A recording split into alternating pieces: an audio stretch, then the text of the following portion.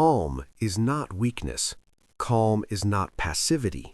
Calm is not silence born from fear. Calm is control. While others react, you observe. While others panic, you decide.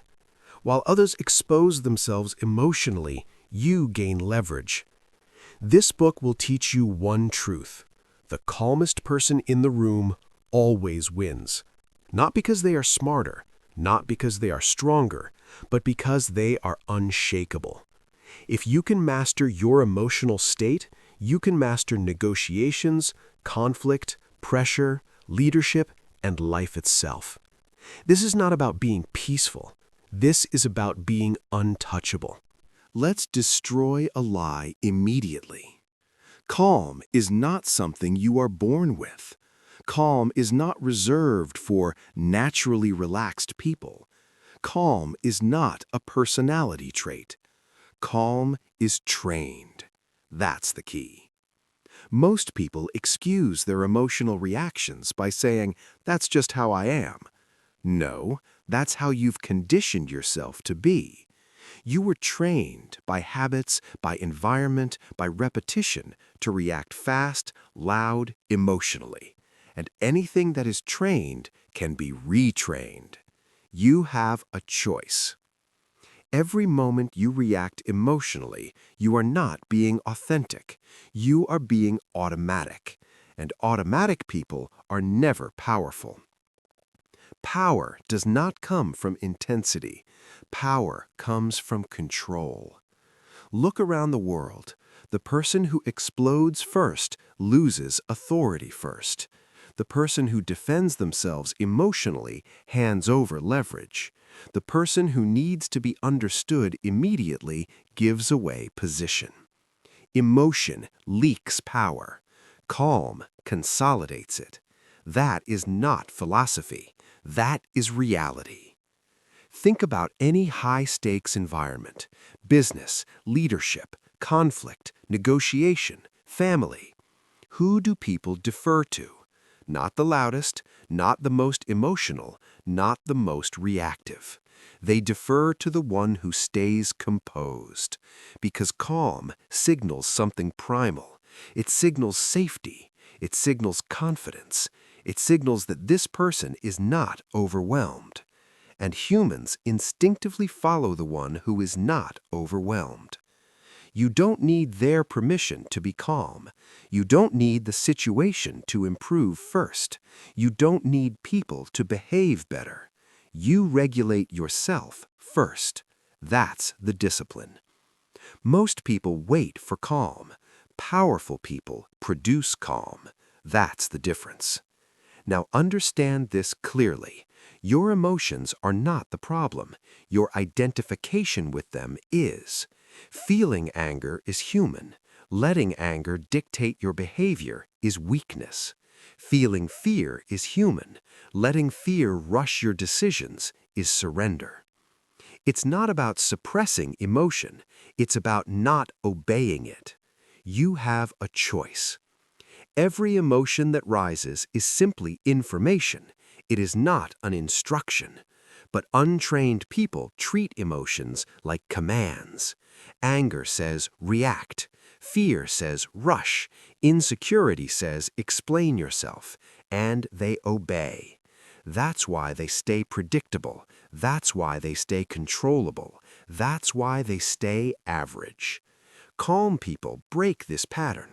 They feel the emotion, they register it, and they pause. That pause is power. That pause creates space between stimulus and response, and in that space, you decide who you are going to be. You have a choice. Here's the uncomfortable truth. If you say, "I can't stay calm," what you really mean is, "I haven't trained myself yet." And that's good news, because training is within your control. Calm is built the same way strength is built, through repetition under resistance. You don't become calm in easy moments. You become calm by practicing composure in moments that trigger you. When someone disrespects you, when something doesn't go your way, when pressure rises, Those moments are not interruptions, they are training grounds. Every time you react emotionally, you reinforce the habit of reactivity. Every time you pause, you reinforce the habit of power. Emotion leaks power. Calm consolidates it. This is why calm people always seem ahead, not because life is easier for them, but because they don't waste energy fighting internally. Most people are fighting two battles at once, the external situation and their own emotions. Calm people fight one battle only, the situation. That gives them an unfair advantage. Now, let's get practical. If calm is trained, how do you train it? First, slow the body before the mind. When emotion spikes, your body leads the reaction. Breathing shortens, posture tightens, muscles brace. If you don't interrupt the body, the mind will follow the emotion every time. So, you slow your breath, you relax your jaw, you lower your shoulders. That's not weakness, that's regulation. It's not about flaw, it's about discipline. Second, delay response. Not forever, just long enough to regain control. You don't need to reply immediately. You don't need to decide immediately. You don't need to defend immediately. That delay feels uncomfortable at first. Good. Discomfort is the signal that training is happening. You have a choice. Third, detach identity from emotion. Stop saying, "I am angry." Say, "Anger is present." That small shift changes everything. You are not the emotion. You are the one observing it. Observers are powerful. Participants are reactive. That's the key. Understand this deeply. The world does not reward emotional honesty. It rewards emotional mastery. You can be real without being reckless. You can be authentic without being exposed. You can be human without being hijacked. Calm is not softness. Calm is contained force, like a coiled spring, like a still lake hiding depth. That's why calm people intimidate emotional people. They don't know where you stand. They can't read you. They can't control you. Predictability is vulnerability. Calm removes predictability. Emotion leaks power. Calm consolidates it. And once you understand this, you stop taking pride in being expressive. You stop romanticizing emotional outbursts. You stop excusing lack of control. You replace reaction with intention. You don't need their permission to change this. You don't need approval. You don't need validation. You decide. Because calm is not who you are. Calm is what you practice. And whatever you practice, you become. Master this, and you shift how people respond to you. Master this, and pressure stops controlling you. Master this, and you stop giving away power for free. You've learned the foundation. Calm is not personality. Calm is power, trained, deliberate, earned. Now that you understand this, we need to confront the cost of failing to do it, because every emotional reaction carries a price, and most people are paying it daily without realizing it. You've built the awareness. Now, let's expose the damage. Every reaction has a price. Not sometimes, not occasionally, every time. You may not see the bill immediately, but it always arrives. Credibility, clarity, control. Those are the three currencies you spend when you react emotionally. And most people are broke in all three. That's the key. You have a choice. Every time emotion spikes, you either pay or you pause. Most people pay automatically. They vent, they snap, they explain, they defend. And they call it honesty. It's not honesty. It's leakage. Every reaction is a payment you didn't need to make. Look at leadership first. A leader who loses composure in a meeting loses authority instantly. Not because they were wrong, but because they showed they were overwhelmed. Once people sense overwhelm, they stop trusting direction. They start watching for cracks. You can't lead people who are emotionally reading you as unstable.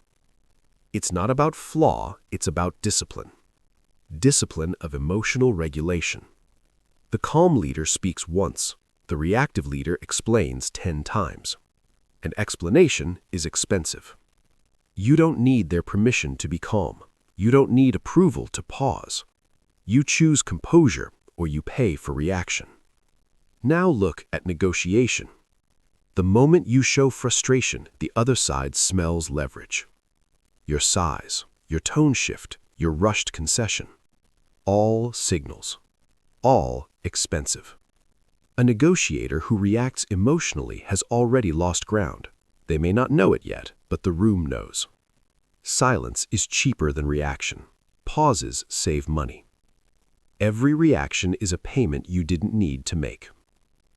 Now look at parenting. The parent who yells teaches fear, not respect. The parent who explodes loses moral authority. Children don't learn discipline from chaos, they learn control from consistency. When you react emotionally, you teach others how to trigger you. And once people know how to trigger you, they control you. That's the hidden cost.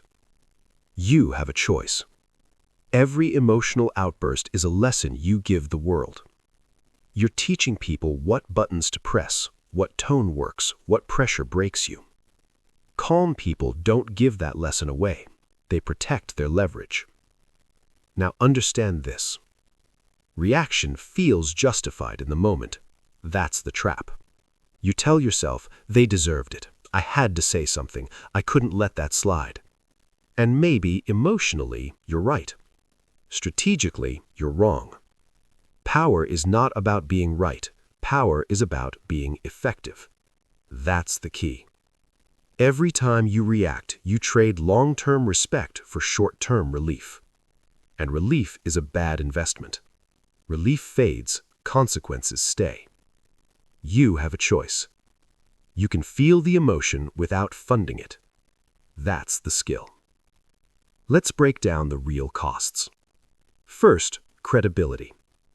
When you react emotionally, people question your judgment, not your intelligence, your stability. They wonder, can this person be trusted under pressure? And once that doubt enters, credibility erodes quietly. You don't lose it loudly, you lose it silently. Second, clarity. Emotion compresses thinking. When you're angry, you see one option, attack.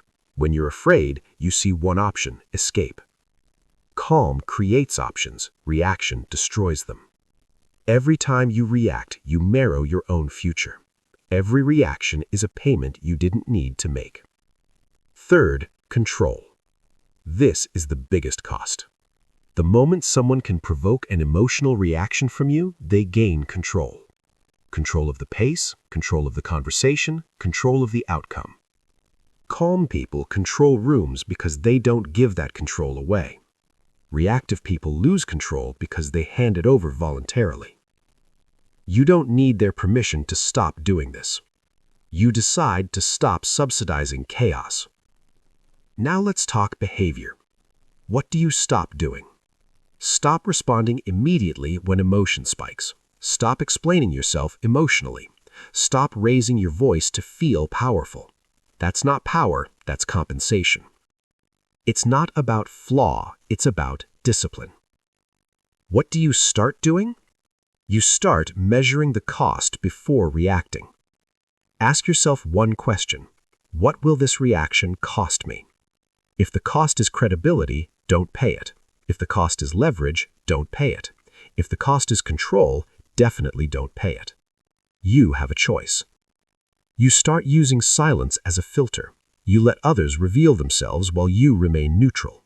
Silence costs nothing. Reaction costs everything. You train yourself to delay, even 5 seconds. That delay is a firewall. It protects your authority. It protects your options. It protects your future. Every reaction is a payment you didn't need to make. And once you see it that way, you stop being careless with emotion. You stop spending impulsively. You become economical with your energy, because calm is not passive. Calm is efficient. It gets results without waste. This chapter is about awareness, seeing reactions not as expressions, but as expenses. Once you see the bill, you stop swiping without thinking. You don't eliminate emotion, you eliminate unnecessary spending. You keep your power. You protect your leverage, and you prepare yourself for the next level. Because understanding the cost is one thing. Learning how to stay composed under pressure is another. You now see the damage. Next, we build immunity. You understand that reactions are expensive.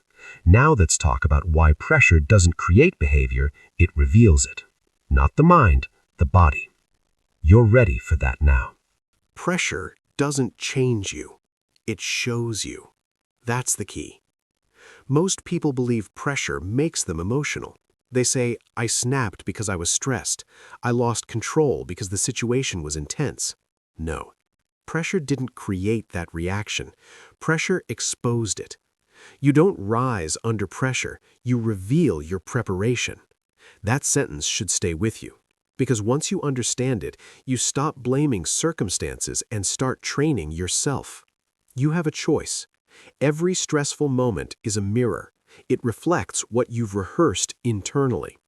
If you panic under pressure, you've practiced panic. If you rush decisions, you've practiced rushing. If you explode emotionally, you've practiced emotional release. Not consciously, but repeatedly. And repetition is training, whether you intended it or not. It's not about flaw, it's about discipline. Discipline of what you practice daily. Calm under stress is not improvised, it is pre-installed. Just like muscle memory. An athlete doesn't think under pressure, they execute what they've trained. A leader doesn't suddenly become composed in crisis, they reveal the habits they built before the crisis. Pressure is the exam, training is the answer key. And most people walk into the exam unprepared. They hope, they react, they justify. Hope is not a strategy. You don't need their permission to prepare. You don't need chaos to start training. You train before you need it. That's the difference between amateurs and professionals. Now, let's get uncomfortable. If pressure makes you anxious, that means anxiety is familiar to you. If pressure makes you angry, anger is familiar territory. If pressure makes you shut down, avoidance is your default. Familiarity feels like identity, but it's not identity, it's conditioning. You have a choice. You can keep rehearsing reactivity, or you can start rehearsing calm. Rehearsal happens in small moments. How you respond to delays, how you respond to criticism, how you respond when things don't go your way. Those are not trivial moments. Those are training sessions. Every eye roll, every internal complaint, every rushed response, all rehearsals. You don't rise under pressure. You reveal your preparation. That's the key. So, let's talk about how to install calm before stress arrives.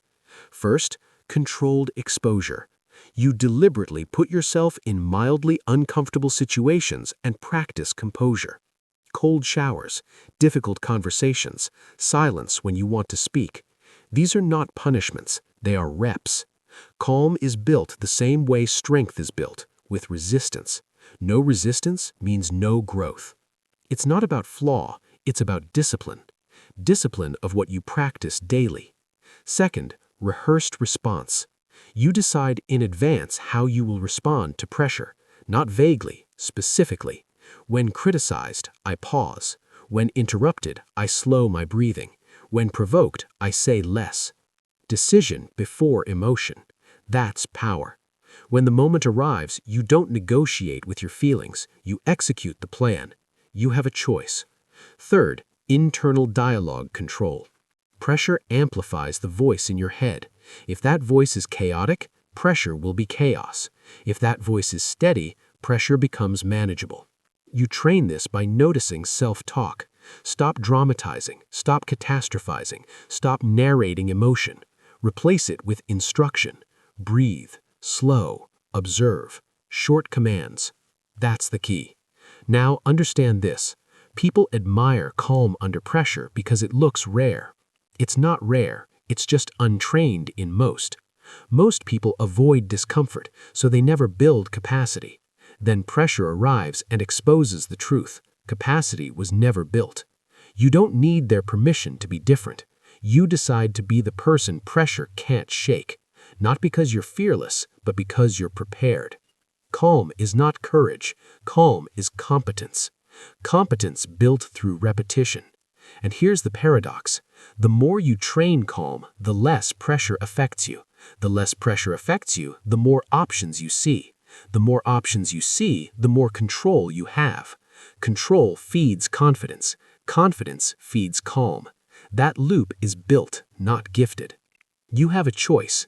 You can wait for pressure and hope you perform, or you can train now and let pressure validate your work. Pressure is not the enemy. Pressure is the auditor. It checks whether your internal systems are solid, and if they aren't, it will expose every weakness. That's not cruelty, that's honesty. So stop fearing pressure. Use it as feedback. When you feel yourself react, don't judge, observe. Ask, what have I been rehearsing? Then change the rehearsal. Every calm response you practice today is installed for tomorrow. Emotion leaks power. Calm consolidates it. You don't rise under pressure. You reveal your preparation. And now you're preparing.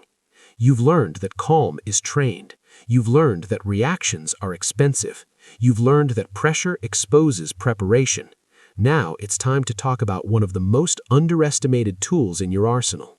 A tool that amplifies calm and destabilizes others. Not noise, not force, silence. You're ready for it now. Most people fear silence.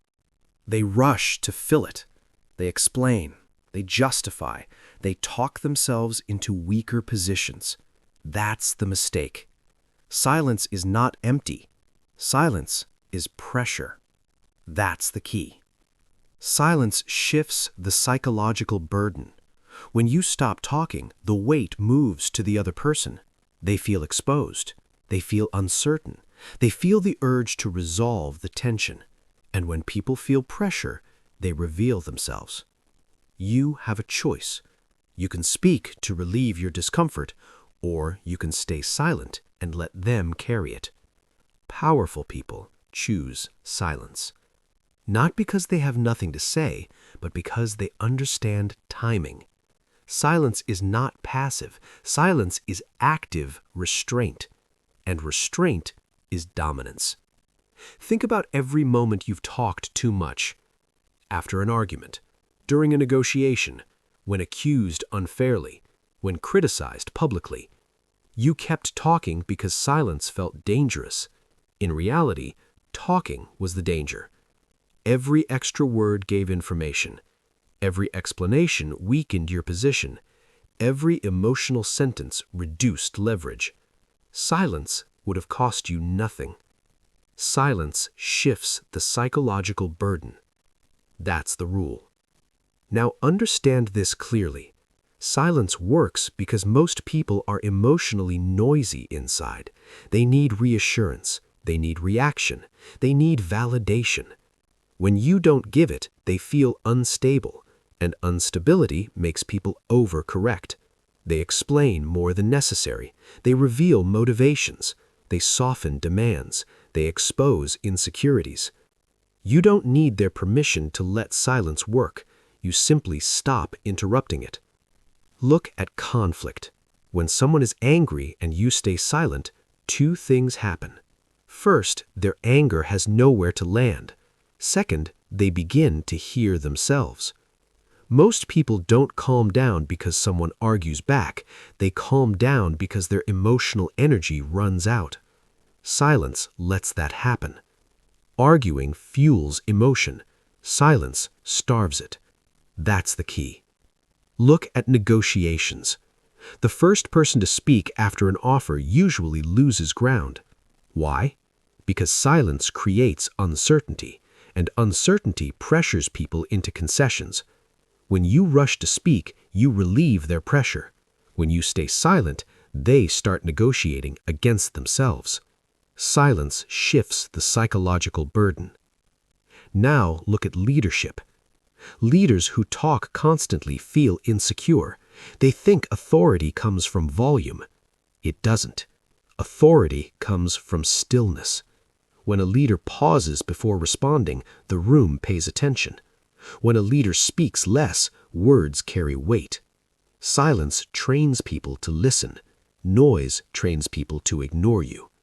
You have a choice. You can fill space, or you can command it. It's not about flaw, it's about discipline. The discipline of withholding. Most people speak to be liked. Powerful people speak to be effective. That means saying less, not more. Now let's get practical. When should you use silence? First, after provocation. When someone tries to trigger you, they are fishing for reaction. Reaction gives them control. Silence denies it. A calm pause after provocation sends a clear message. You don't control my emotional state. That message is louder than any comeback. Second, after a question. You don't need to answer immediately. Even simple questions benefit from a pause. The pause signals thoughtfulness. It signals confidence. It signals that you are not rushed. Rushed answers feel weak. Measured answers feel strong. Third, after making a statement. Say what needs to be said, then stop. Don't justify, don't soften, don't backtrack. Silence protects the statement. You have a choice. Now let's address the fear. Silence feels uncomfortable because it exposes you to uncertainty. You don't know how the other person will react. You don't know what they're thinking. You don't know what happens next. Good. That uncertainty is what gives silence its power. If silence feels uncomfortable, that means it's working. It's not about flaw, it's about discipline. The discipline to tolerate discomfort without leaking emotion. Most people talk to calm themselves. Powerful people stay silent to maintain position. Silence shifts the psychological burden. Here's another truth. Silence makes you unpredictable, and unpredictability creates respect. When people can't read you easily, they tread carefully. When they can't anticipate your reaction, they self-regulate. You don't need to threaten. You don't need to assert dominance. Silence does it quietly. Now understand this. Silence does not mean avoidance. Avoidance is running away. Silence is standing still. You're present. You're engaged. You're simply not reacting. That's strength. That's calm in action. You have a choice. The next time you feel the urge to explain yourself, pause. The next time you feel pressured to respond immediately, pause. The next time someone tries to rush you emotionally, pause. That pause is not empty time. That pause is leverage. And once you experience the effect, you'll never rush words again. Because you'll see how people reveal themselves when you don't interrupt them. You'll see how tension works in your favor. You'll see how calm unnerves emotional opponents. Silence shifts the psychological burden. Say it again. Silence shifts the psychological burden. This chapter is about restraint, about understanding that power doesn't always advance. Sometimes it waits. Sometimes it watches. Sometimes it lets others move first and make mistakes. You are not weak for being quiet. You are strong for being controlled. And control is the foundation of everything we're building. You've learned that calm is trained. You've learned that reactions are expensive. You've learned that pressure reveals preparation. You've learned that silence is a weapon. Now we go deeper. Because silence works best when your internal world is regulated. And that regulation starts in one place. Not the mind, the body. You're ready for that now. Most people try to control emotion with thinking. They tell themselves to calm down.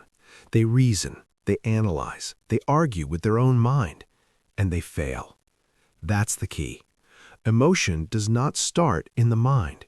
Emotion starts in the body. If the body is activated, the mind will follow.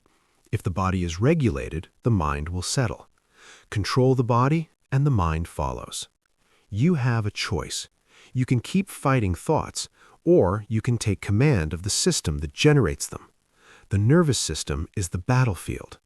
Every emotional reaction begins as a physical signal. Heart rate increases, breathing shortens, muscles tighten, posture collapses or stiffens. By the time you feel the emotion mentally, the body has already decided. That's why willpower fails under stress. You're arriving late to the fight. It's not about flaw, it's about discipline. The discipline of regulation. Calm people don't think differently in crisis. They breathe differently, they stand differently, they move differently. That's why they appear composed. They control the battlefield before the mind starts firing narratives. You don't need their permission to regulate your body. You don't need the situation to change first. You change internally. Now let's be precise. First, breathing. Your breath is the fastest lever you have. Shallow breathing tells the nervous system we're in danger. Slow breathing tells it we're in control. Emotion follows the message. If you breathe fast, your mind will race. If you breathe slow, your mind will stabilize. That's not motivational talk. That's physiology. You have a choice. When pressure hits, slow your exhale. Long exhale, short inhale. That pattern signals safety. Safety creates clarity. Clarity creates authority. Control the body, and the mind follows. Second, posture. Posture is communication. Not to others, to your nervous system. Collapsed posture tells your body you are weak or threatened. Upright posture tells your body you are stable and capable. Your emotions respond accordingly. Straight spine, relaxed shoulders, still head. You don't need to look dominant, you need to feel grounded. That grounding is calm. Third, stillness. Most emotional people move too much. They fidget, they pace, they gesture aggressively. Movement amplifies emotion. Stillness contains it. When you stop unnecessary movement, the nervous system settles. When the nervous system settles, authority emerges. That's the key. Stillness is not freezing, it's controlled presence. You have a choice. Now, understand this. You cannot think your way out of a dysregulated body. That's why advice like just relax is useless. Relaxation is a skill, not a suggestion. It's trained through repetition. Small reps, daily reps. Calm is not built in emergencies. Calm is built in ordinary moments. How you breathe when waiting, how you sit when listening, how you stand when challenged. Those moments program the system. You don't rise under pressure, you reveal your preparation, and preparation happens in the body. It's not about flaw, it's about discipline. Now let's talk authority. People respond to nervous system signals. They feel calm around regulated people. They feel uneasy around chaotic ones. This is subconscious. You don't need to say anything. Your presence speaks first. If your body is calm, people trust you. If your body is tense, people doubt you. That's why nervous leaders create anxious teams, and regulated leaders create stability. You don't need their permission to become that anchor. You decide. So what do you stop doing? Stop letting emotion drive your physiology. Stop shallow breathing under stress. Stop collapsing posture when challenged. What do you start doing? You slow the breath first. You adjust posture second. You reduce movement third. In that order, always. Control the body and the mind follows. Say it again. Control the body and the mind follows. This chapter is about taking responsibility for your internal state, not blaming circumstances, not blaming people, taking control of the mechanism. Because calm is not a mood. Calm is a regulated system. And once you master the system, composure becomes automatic. You don't force calm. Calm becomes your default.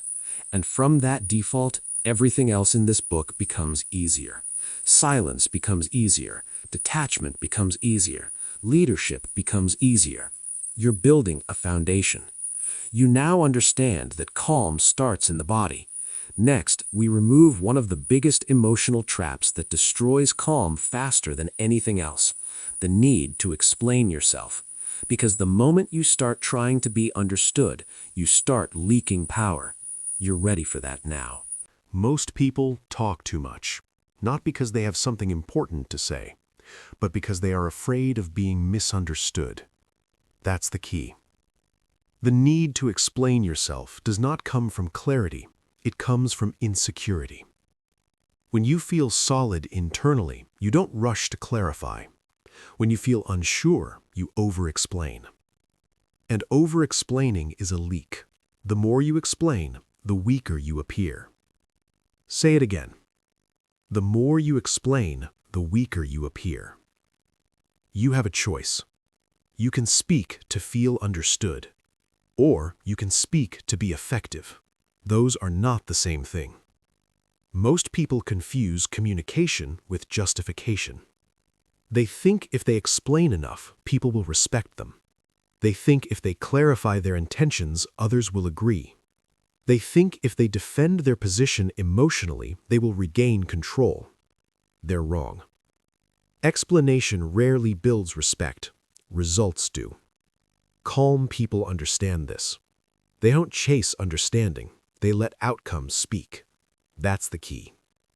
Now understand this clearly. When you explain yourself emotionally, you're sending a message. I need you to see me a certain way. Need is weakness. Power never needs to be seen. Power is felt. You don't need their permission to stop explaining. You don't need approval to stay quiet. You decide to stop leaking authority. Let's talk about where this habit comes from. Explaining yourself feels safe. It feels like control, but it's a false sense of control. You explain because you fear judgment. You explain because you fear being misinterpreted. You explain because you fear losing status. Those fears run the behavior. It's not about difficulty, it's about discipline. The discipline of standing on your actions. Here's the truth most people don't want to hear. If someone is committed to misunderstanding you, no explanation will fix it. And if someone respects you, you won't need to explain much at all. Respect changes how words land. That's the key. Look at leadership. Weak leaders explain decisions endlessly. Strong leaders state decisions and move forward. The weak leader hopes explanation creates buy-in. The strong leader knows clarity and consistency create trust. Trust does not come from talking more. Trust comes from predictable competence. You have a choice. Look at arguments. When you explain yourself during conflict, you escalate it. You give the other person material to attack. You give them angles. You give them control. Silence would have ended it faster. Look at negotiations. Every explanation is information. Information reduces leverage. The more you talk, the more you reveal constraints, emotions, urgency. Calm negotiators say less. They let silence pressure the room. The more you explain, the weaker you appear. Now look at everyday life. You don't owe everyone an explanation. Not for your boundaries, not for your decisions, not for your pace. Explaining turns boundaries into debates. Statements create limits. Explanations invite negotiation. That's the key. Now let's talk about transformation. What do you stop doing? Stop justifying decisions that don't need justification. Stop explaining yourself to people who already decided to judge you. Stop adding emotional commentary after clear statements. What do you start doing? You make clean statements. You let silence follow. You allow outcomes to validate you. You have a choice. Here's a powerful rule. If your decision is sound, it doesn't need defending. If your action is aligned, it doesn't need explanation. If your position is strong, it doesn't need emotional support. It's not about difficulty, it's about discipline. The discipline of restraint. Most people speak to reduce their own anxiety. Calm people tolerate anxiety without leaking words. That tolerance is power. Silence after a statement is uncomfortable at first. Good. That discomfort is withdrawal from a bad habit. You are breaking the addiction to validation. And like all addictions, it feels wrong before it feels right. You don't need their permission to be misunderstood temporarily. Being misunderstood for a moment is cheaper than being disrespected long term. That's the trade. Now understand something subtle. Stopping explanation does not mean being cold, it means being clear. You still communicate, you just remove emotional padding. You say what needs to be said, then you stop.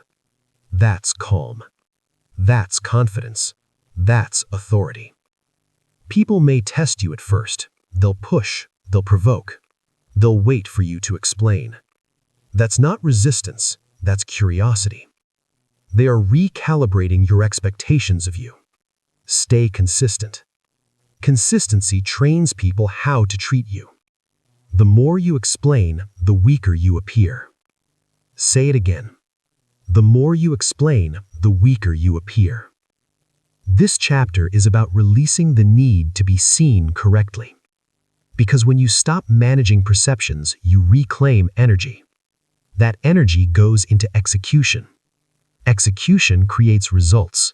Results create respect. And respect eliminates the need to explain. You've now removed another leak. You've learned to regulate the body. You've learned to use silence. You've learned to stop explaining yourself. What comes next is deeper. Because once you stop explaining, you must also stop over-attaching emotionally. You must learn to care less without becoming careless. That balance is where real dominance lives. You're ready for that now. Most people think detachment means you don't care. That's wrong. Detachment doesn't mean apathy. Detachment means clarity. That's the key. When you are emotionally entangled, you can't think strategically. When you are emotionally distant, you can see the whole board. Care less emotionally to control more effectively. Say it again. Care less emotionally to control more effectively. You have a choice. You can stay emotionally fused to every outcome, or you can step back and decide deliberately. Most people stay attached to being liked, attached to winning every interaction, attached to how things should go. Attachment makes you reactive. Detachment makes you dangerous, because dangerous people are not predictable. It's not about flaw, it's about discipline, the discipline of emotional distance. Now, let's clear something up. Detachment is not coldness. Coldness shuts down connection. Detachment keeps connection, but removes dependence. You still care, you just don't cling. Clinging clouds judgment. Distance restores vision. That's the key. Look at strategy. In chess, the player who fixates on one piece loses the game. In life, the person who fixates emotionally loses leverage. Emotion narrows focus. Detachment expands options. When you care too much, you rush. When you care less emotionally, you pause. Pause creates advantage. You have a choice. Now, look at conflict. When you are emotionally attached to being right, you argue. When you are detached, you observe. Observation reveals patterns. Patterns reveal leverage. The detached person learns. The attached person reacts. Reaction is loud. Learning is quiet. Care less emotionally to control more effectively. Now look at leadership. Leaders who are emotionally attached to approval make weak decisions. They compromise clarity for comfort. Leaders who are detached make decisions that last. They don't chase applause. They accept temporary discomfort for long-term stability. That's authority. You don't need their permission to detach. You don't need validation to step back. You decide. Now, let's talk about where attachment hides. Attachment hides in urgency. Attachment hides in defensiveness. Attachment hides in the need to respond immediately. Urgency is emotional. Strategy is calm. Defensiveness is attachment to ego. Clarity is detachment from ego. It's not about flaw, it's about discipline. The discipline of separating identity from outcome. Here's a rule. If losing something emotionally destroys you, you're attached, and attachment makes you manipulable. People sense it, they push on it, they use it. Detachment removes those handles. Now, let's get practical. What do you stop doing? Stop emotionally investing in every interaction. Stop needing immediate resolution. Stop tying your self-worth to external reactions. What do you start doing? You zoom out. You delay judgment. You observe before acting. You ask one question. What's the long-term advantage here? That question requires detachment. You have a choice. Here's a simple practice. Before responding, ask, am I reacting because I care too much emotionally? If yes, pause. That pause restores control. Care less emotionally to control more effectively. Now, let's address the fear. People fear detachment because they think it makes them less human. It doesn't. It makes you less hijackable. You still feel, you just don't surrender. You still engage, you just don't entangle. That's strength. That's calm. Detachment gives you emotional insulation. Pressure hits, but it doesn't penetrate. And when pressure doesn't penetrate, you stay clear. Clarity creates better decisions. Better decisions create better outcomes. Outcomes build reputation. Reputation eliminates the need to explain. You see how this connects. Calm is a system. Every chapter builds the next. You've learned to regulate the body. You've learned to use silence. You've learned to stop explaining. Now you've learned to detach. This is what makes you unshakable. But we're not done, because once you detach emotionally, you also become unreadable, and unreadability is a serious advantage. Reactive people show their hand immediately. Detached people don't. That difference changes everything. You're ready for the next layer, because once you stop reacting and detach emotionally, something powerful happens. You become unpredictable, and unpredictability makes you impossible to manipulate. Reactive people think they are expressive. They're not. They're predictable. That's the key. When your emotions are visible, your strategy is visible. When your reactions are consistent, your weaknesses are mapped. And once someone can predict you, they can control you. Predictable emotions invite exploitation. Say it again. Predictable emotions invite exploitation. You have a choice. You can react automatically, or you can become unreadable. Reactive people are easy to manipulate because they announce their state instantly. They show anger, they show excitement, they show fear, they show urgency, and every visible emotion is information. Information is leverage. You don't need their permission to stop giving leverage away. Now let's be direct. If people know what frustrates you, they can trigger you. If people know what excites you, they could bait you. If people know what scares you, they can rush you. That's not theory. That's everyday reality. It's not about flaw. It's about discipline. The discipline of emotional opacity. Calm people don't advertise their inner state. They don't suppress it either. They simply don't display it. That makes them unreadable. And unreadable people create uncertainty. Uncertainty forces others to hesitate. Hesitation gives you time. Time gives you control. That's the key. Now look at manipulation. Manipulation only works when emotions are exposed. Sales pressure works because urgency is visible. Gaslighting works because self-doubt is visible. Intimidation works because fear is visible. Remove visibility and manipulation collapses. Calm is armor. You have a choice. Now let's talk about why reactivity feels natural. Reactivity feels honest. It feels authentic. It feels human. But power does not operate on feelings. Power operates on position. And position improves when you are unreadable. This does not mean lying. It means not volunteering information. There's a difference. Most people overshare emotionally. They think transparency builds trust. It doesn't. Consistency builds trust. Competence builds trust. Stability builds trust. Emotional broadcasting builds vulnerability. Predictable emotions invite exploitation. Now look at conflict again. When someone insults you and you react, they learn your sensitivity. When someone pressures you and you rush, they learn your impatience. When someone ignores you and you chase, they learn your dependency. Every reaction is a data point, and people collect data whether you notice or not. Calm deletes the data. That's the key. Now let's talk about danger. When we say calm makes you dangerous, we don't mean violent. We mean strategically dangerous. Because people cannot predict your next move. They don't know if you're affected. They don't know if you care. They don't know what you're thinking. So they tread carefully. Caution creates respect. You don't need their permission to become this way. You decide to stop being readable. Now let's get practical.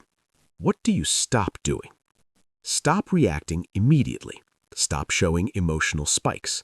Stop narrating how you feel in real time. What do you start doing? You slow responses. You neutralize tone.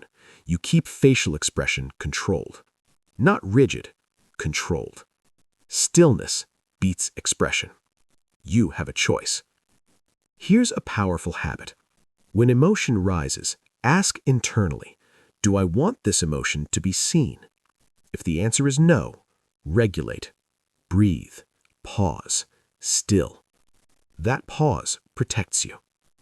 Predictable emotions invite exploitation.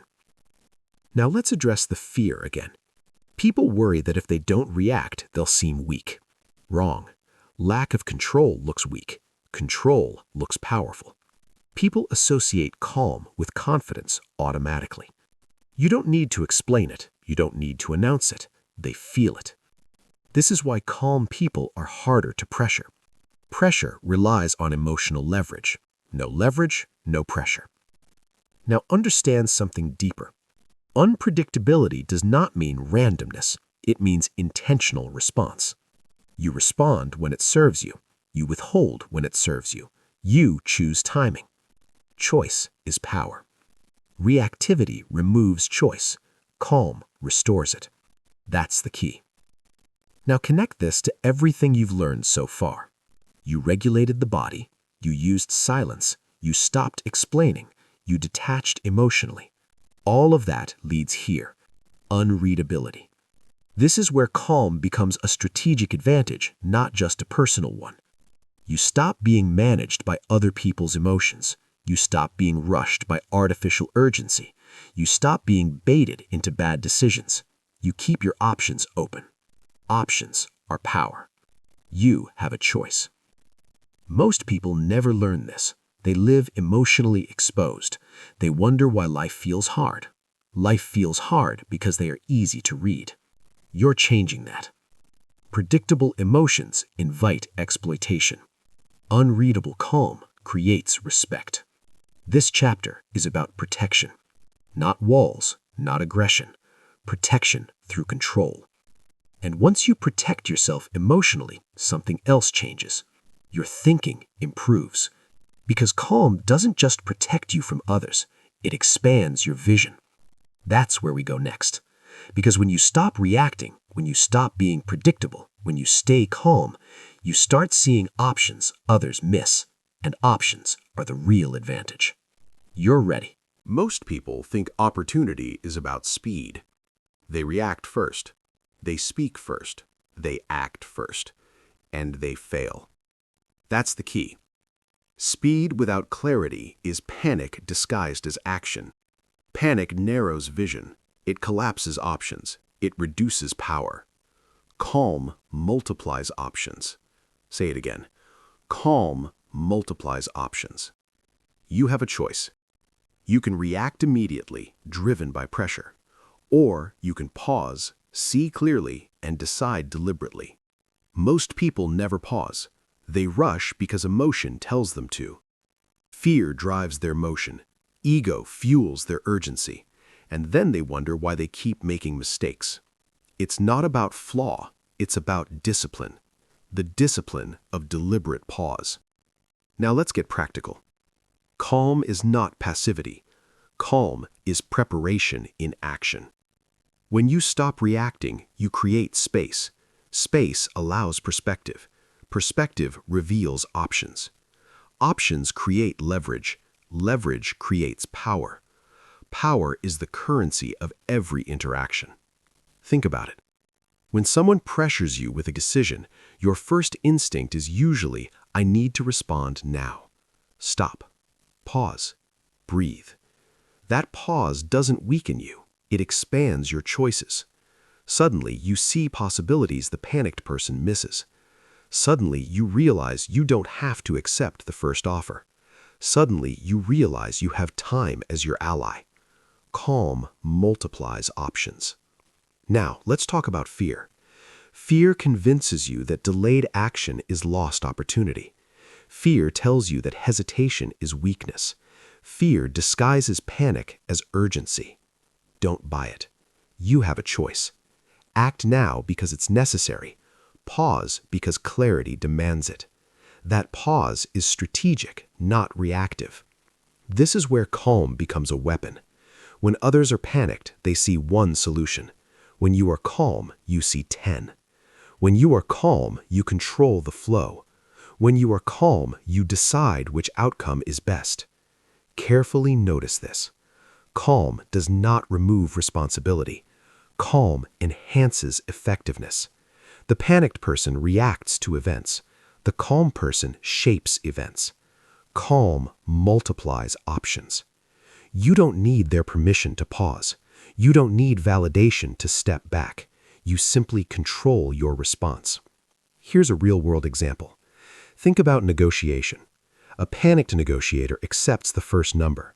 They rush, afraid of losing. They regret it later. The calm negotiator pauses. They let silence work. They evaluate alternatives. They weigh consequences. They see options no one else sees. The deal changes because their clarity influences the room. That's the key. Now look at leadership. Leaders who react emotionally make decisions that feel urgent but often misaligned. Leaders who remain calm expand options for themselves and their team. Calm leaders create contingency plans. Calm leaders foresee challenges. Calm leaders guide outcomes instead of reacting to them. Calm multiplies options. Now let's go deeper. You must regulate your mind under pressure. Your body is already trained from previous chapters: posture, breath, stillness. Now your thought process must be disciplined. Here's the method. Step 1, pause. Step 2, observe. Step 3, list possible actions. Step 4, evaluate consequences for each. Step 5, choose deliberately. You have a choice. Most people skip steps 4 and 5. They panic, they react, they regret. You don't need their permission to slow down. You don't need external approval to be methodical. It's not about flaw, it's about discipline. The discipline of strategic clarity. Now let's talk about daily life. Traffic jam, conflict at work, criticism in public. Most people react. Most people vent. Most people get trapped. You pause. You breathe. You analyze. You see solutions the panicked person cannot imagine. Calm multiplies options. Now, here's the mindset. Every stressful moment is an opportunity to increase leverage. Every challenge is a chance to see hidden possibilities. Every confrontation is a test of your ability to remain composed. Panic narrows vision. Calm expands it. You have a choice. You can react and be predictable, Or you can pause and observe. You can control your attention and uncover options. You can be calm even when chaos surrounds you. And that's the difference between ordinary and extraordinary. Remember this. Options are power. Calm multiplies options. Every pause you take builds leverage. Every calm choice shapes outcomes. You don't need permission to act deliberately. You don't need approval to evaluate before responding. You don't need validation to prioritize clarity over reaction. Now, let's tie this chapter back. You've regulated the body. You've used silence strategically. You've stopped over-explaining. You've detached emotionally. You've become unreadable. Now, with a calm mind, you see more than others can see. You anticipate. You navigate. You choose. That's where real power lives. And once you master this, you're ready for the final layer. Because calm is not only about seeing options, it's about taking decisive action with them. And action without panic creates influence that is nearly unstoppable. You're ready for that now. Most people confuse anger with power. They think raising their voice shows strength. They think aggression proves dominance. They think intensity equals authority. They're wrong. That's the key. Anger is borrowed authority. It signals that control has already slipped. It pretends to be power, but is actually weakness. Raised volume reveals reduced power. Say it again. Raised volume reveals reduced power. You have a choice. You can explode and feel in charge, or you can stay calm and actually command respect. Most people vent because they lack influence. They yell to assert presence. They fume to prove they matter. All of that leaks authority. True authority never needs to shout. True authority never overreacts. True authority maintains composure even when provoked. It's not about flaw, it's about discipline. The discipline of emotional containment. Now, let's break this down. Anger is often a mask. It hides insecurity, impatience, or fear. It masks the inability to influence outcomes quietly. When you get angry, everyone can see what you cannot control, and that makes you vulnerable. Raised volume reveals reduced power. Let's be direct. When someone provokes you, your first instinct is to fight back. It's natural. It feels justified. Stop. Pause. Breathe. That pause is where power is restored. You decide. You don't need their permission to regulate your emotion. You don't need approval to maintain control. Let's go deeper. Anger is a short-term signal. It may get attention, it may intimidate temporarily, but it always comes at a long-term cost. Every outburst creates tension. Every outburst erodes credibility. Every outburst signals weakness to those who are paying attention. Raised volume reveals reduced power. Now, think of leaders you respect. They don't yell. They don't throw tantrums. They handle pressure. They give orders calmly. They correct mistakes without losing composure. People follow calm leaders because calm inspires confidence. Anger only forces compliance. You have a choice. You can be feared or respected. You can be reactive or commanding. You can borrow authority or own it. Own it. Here's the practical strategy. Step 1, recognize the trigger. Notice when irritation rises. Notice when frustration tightens your jaw or quickens your breath. Step 2, physically pause. Step back, shift posture, take control of your body, calm the nervous system. Step 3, respond deliberately, not reactively, not emotionally, not to satisfy ego, but strategically. That's how true authority operates. Let's address the fear. Many people think calm response equals passivity. It doesn't. Calm is intentional force. Calm is measured action with maximum leverage. Anger is reaction with zero leverage. Raised volume reveals reduced power. Now, look at everyday interactions. Traffic, emails, workplace stress, family conflict. Anger tempts everyone. It promises immediate control. It delivers the opposite. Calm gives you long-term advantage. Calm preserves options. Calm signals that nothing can shake you. You have a choice. Stop borrowing authority. Stop letting emotion dictate tone. Stop proving dominance with volume. Start owning authority. Start commanding presence silently. Start projecting strength through calm. That's the key. Here's a habit to practice. Whenever irritation rises, ask yourself, do I want to feel powerful or actually be powerful? Feeling powerful is temporary. Being powerful is enduring. True authority is quiet. True authority is deliberate. True authority is invisible until it is needed. Raised volume reveals reduced power. Now, let's tie this back to the book's theme. You've learned to regulate your body. Use silence strategically. Stop explaining yourself unnecessarily. Detach emotionally. Become unreadable. Maintain calm under pressure. Now you stop borrowing authority through anger, and in that control, you consolidate influence. You see, calm is not a personality trait. It's a system. It's a practice. It's a discipline. It's the foundation for power that lasts. Raised volume reveals reduced power. Say it one more time. Raised volume reveals reduced power. This chapter is about reclaiming authority you already have, authority that doesn't need to be proven, authority that doesn't need to shout, authority that simply exists because you control yourself. And once you master this, the final transformation is complete, because calm is now fully integrated. Your body, mind, emotion, and strategy are aligned.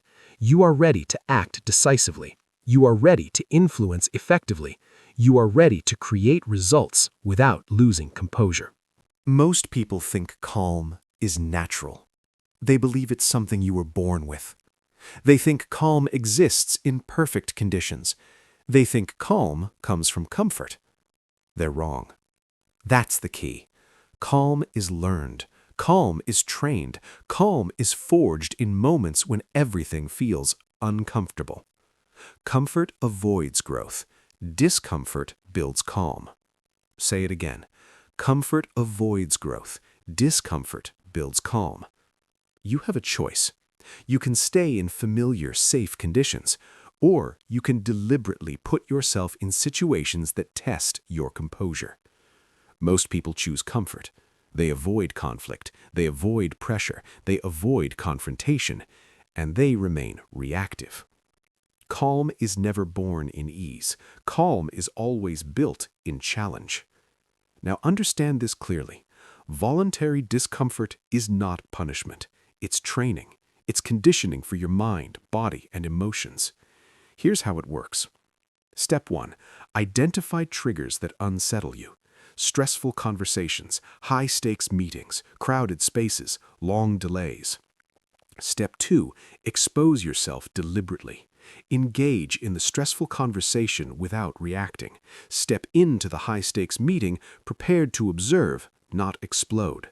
Sit in discomfort and feel it fully without letting it control you. Step 3. Repeat.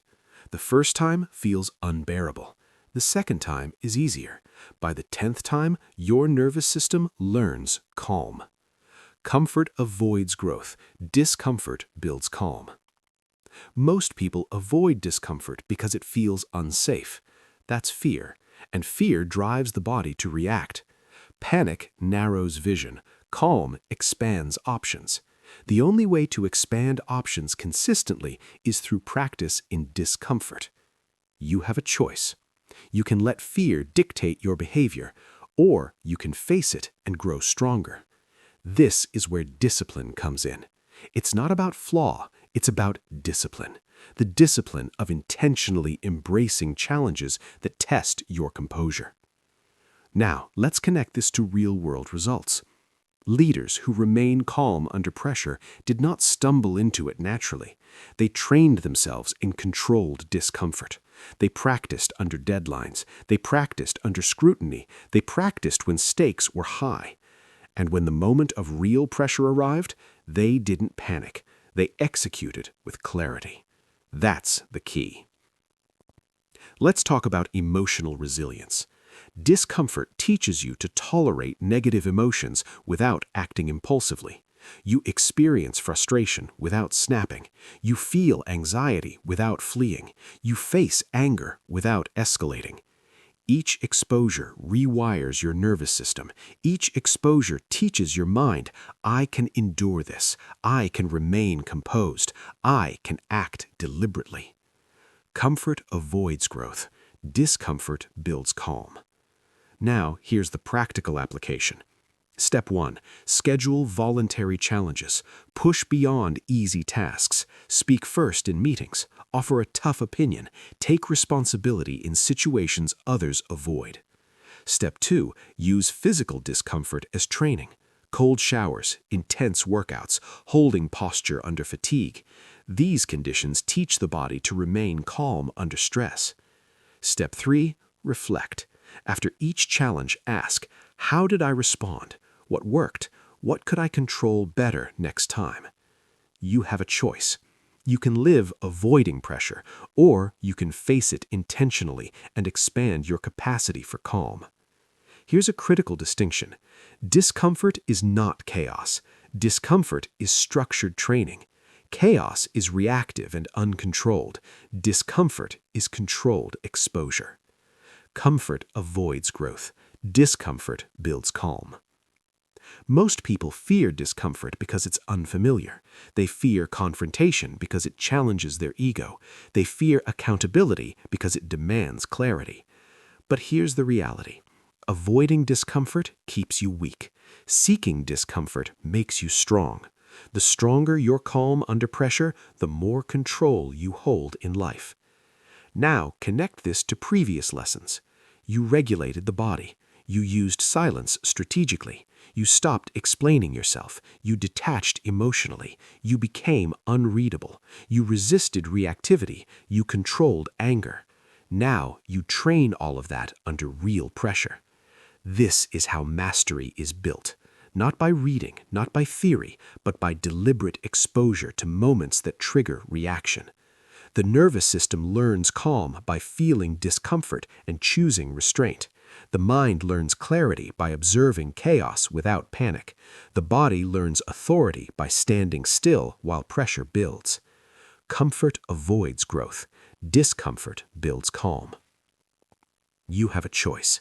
Step into challenge. Step into confrontation. Step into situations where stakes are real. Step into moments where people expect you to react emotionally. And don't react. Pause. Observe. Act deliberately. That is how calm becomes automatic. That is how calm becomes unshakable. That is how calm becomes your superpower. Finally, understand this. Voluntary discomfort is not temporary pain. It is permanent strength. It rewires your nervous system. It transforms your mind. It builds authority.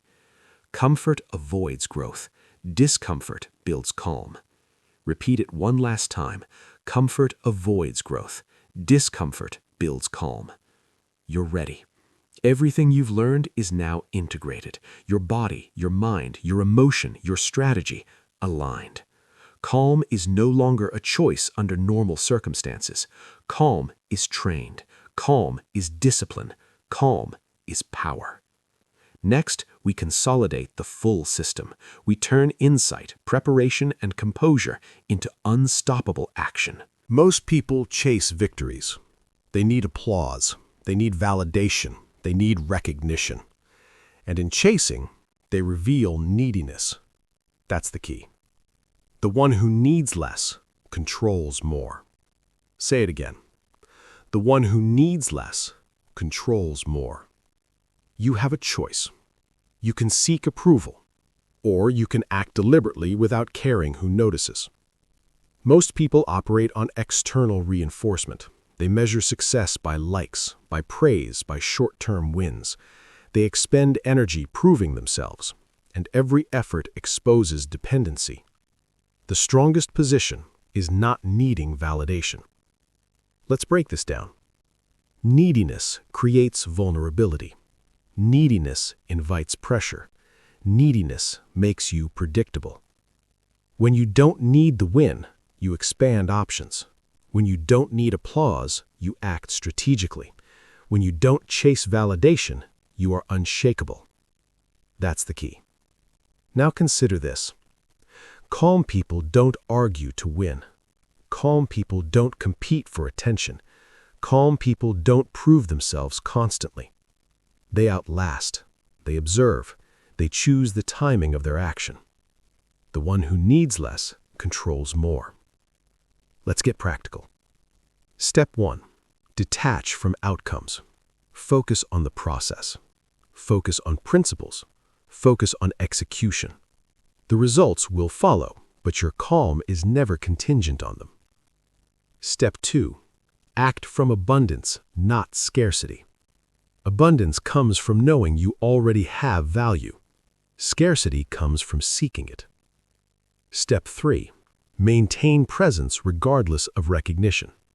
Your behavior should reflect your standards, not others' expectations. You have a choice. You can react to wins and losses emotionally, or you can navigate them with clarity. Now let's examine real-world examples. In negotiations, the person who desperately wants the deal gives leverage away. They make concessions too early. They overcommit. They show need. The person who is calm, who doesn't need the deal, controls the table. They wait. They observe. They influence without force. The one who needs less controls more. In leadership, the same principle applies. Leaders who are insecure micromanage. They overreact to criticism. They chase visibility. Leaders who are calm let results speak. They maintain authority without proving it. They let momentum build naturally. The one who needs less controls more. Now let's address fear. People fear detachment will look like apathy. They fear indifference will be mistaken for weakness. Wrong. Calm detachment signals strength. It communicates authority silently. It demonstrates that you are not controlled by external outcomes. That's the key. Here's a practical mental exercise. Whenever you face a challenge, ask, do I need this to prove myself? If the answer is yes, pause. If the answer is yes, reassess your strategy. If the answer is yes, you are reacting to scarcity. Reacting to scarcity reduces control. Reacting to abundance increases it. The one who needs less controls more. Now let's expand this to personal relationships. People who seek constant approval give power to others. They bend, they explain, they chase validation. They appear insecure. People who remain calm, who don't need affirmation, hold influence. They listen more. They respond strategically. They let interactions unfold without forcing agreement. That's the key. Now consider competition. Most competitors fight to win points, recognition, or status. They burn energy chasing temporary victories. They risk composure in the process. Calm competitors ignore the scoreboard. They focus on sustainable advantage. They outlast. They make fewer mistakes. They seize opportunities naturally. The one who needs less controls more. Now let's be direct about action. Stop reacting to external outcomes. Stop seeking applause. Stop proving yourself constantly. Start acting from a place of internal authority. Start mastering patience. Start building influence through presence, not noise. You have a choice. The strongest position in life is not needing to win, not needing recognition, not needing to be right. Control comes from detachment, from calm, from knowing your value internally. The one who needs less controls more. Finally, integrate everything you've learned. Regulate your body. Use silence strategically. Stop over-explaining. Detach emotionally. Become unreadable. Resist reactivity. Control anger. Train calm through discomfort. See options clearly. Now combine it with detachment from outcomes.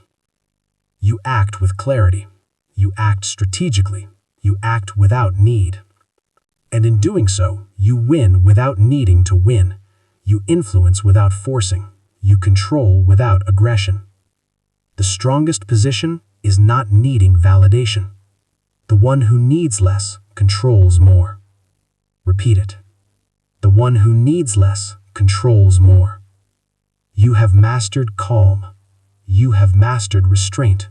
You have mastered detachment. Now it's time to apply it relentlessly. The final step is action. Everything you've practiced, every principle you've learned, now must translate into results. Calm is no longer theoretical. Calm is no longer reactive. Most people spend emotion recklessly. They get upset over small slights. They argue over trivial matters. They react instantly to every perceived offense. And in doing so, they waste power. That's the key. Protect your emotional budget. Say it again. Protect your emotional budget. You have a choice.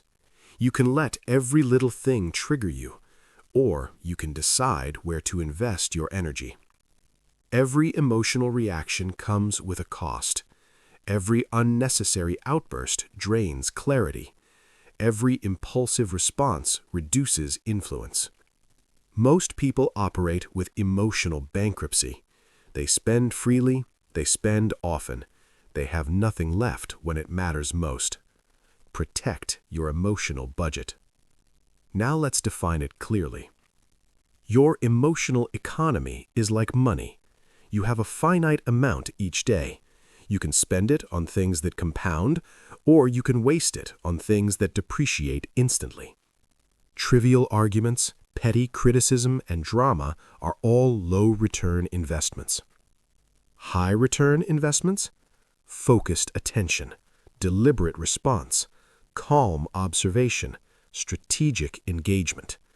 Every moment you respond calmly yields interest. Every moment you overreact loses principle.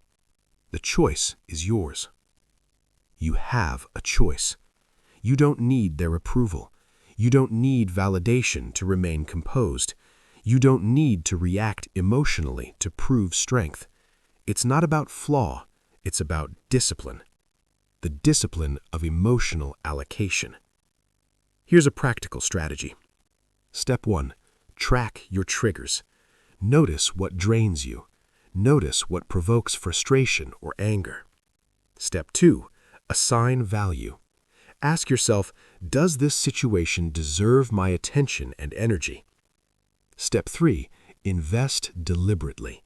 Respond only to matters where emotional engagement creates leverage or resolves problems. Ignore the rest. Protect your emotional budget. Now let's connect this to influence. People who spend freely on emotion are predictable. They are reactive. They give away control. People who spend deliberately are strategic.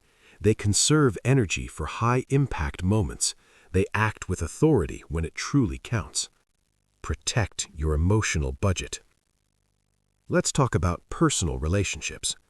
Most conflicts escalate because someone spends too much emotion on minor offenses. They overreact, they lecture, they try to control outcomes with anger or anxiety.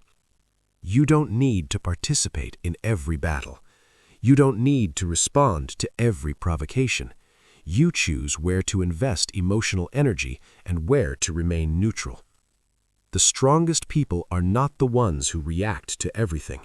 The strongest people are the ones who preserve calm for moments that matter.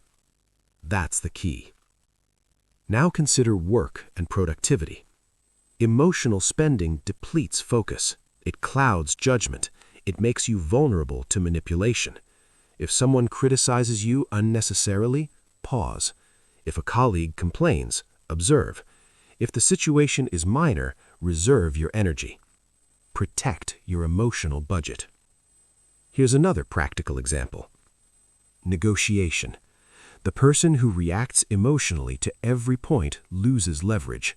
They reveal needs. They reveal pressure. The calm person saves energy. They deploy focus strategically. They act with authority when it counts. The one who spends less emotion controls more outcomes. Now let's address fear. Most people fear that not reacting will make them look weak. They fear that silence equals passivity. Wrong. Silence, calm, and deliberate response are powerful tools. They protect your energy for the battles that actually matter. You have a choice. You can squander emotion on noise, or you can compound it through strategic deployment. Step 1. Identify high-impact areas. Step 2. Ignore the trivial. Step 3. Respond only when your engagement creates influence or resolves problems. Protect your emotional budget. This principle is not theoretical. Leaders, negotiators, and high performers all operate this way. They know where to expend energy. They know where to stand firm. They know where to remain calm and let events unfold. Their calm is a resource, not a byproduct. Their composure multiplies influence. Protect your emotional budget. Now reflect on life outside work. Family, friends, community, social media. Every interaction can tempt you to overspend emotionally. Every notification can pull you into reactive cycles. Every comment can feel like a personal challenge. You don't have to engage. You don't have to defend. You choose your battles. Protect your emotional budget. The strongest position in life is not reacting to everything. The strongest position is selective engagement. The strongest position is calm, deliberate, and unshakable. That's the key. Finally, integrate this with everything else. Control your body. Use silence strategically. Detach emotionally. Stop over-explaining.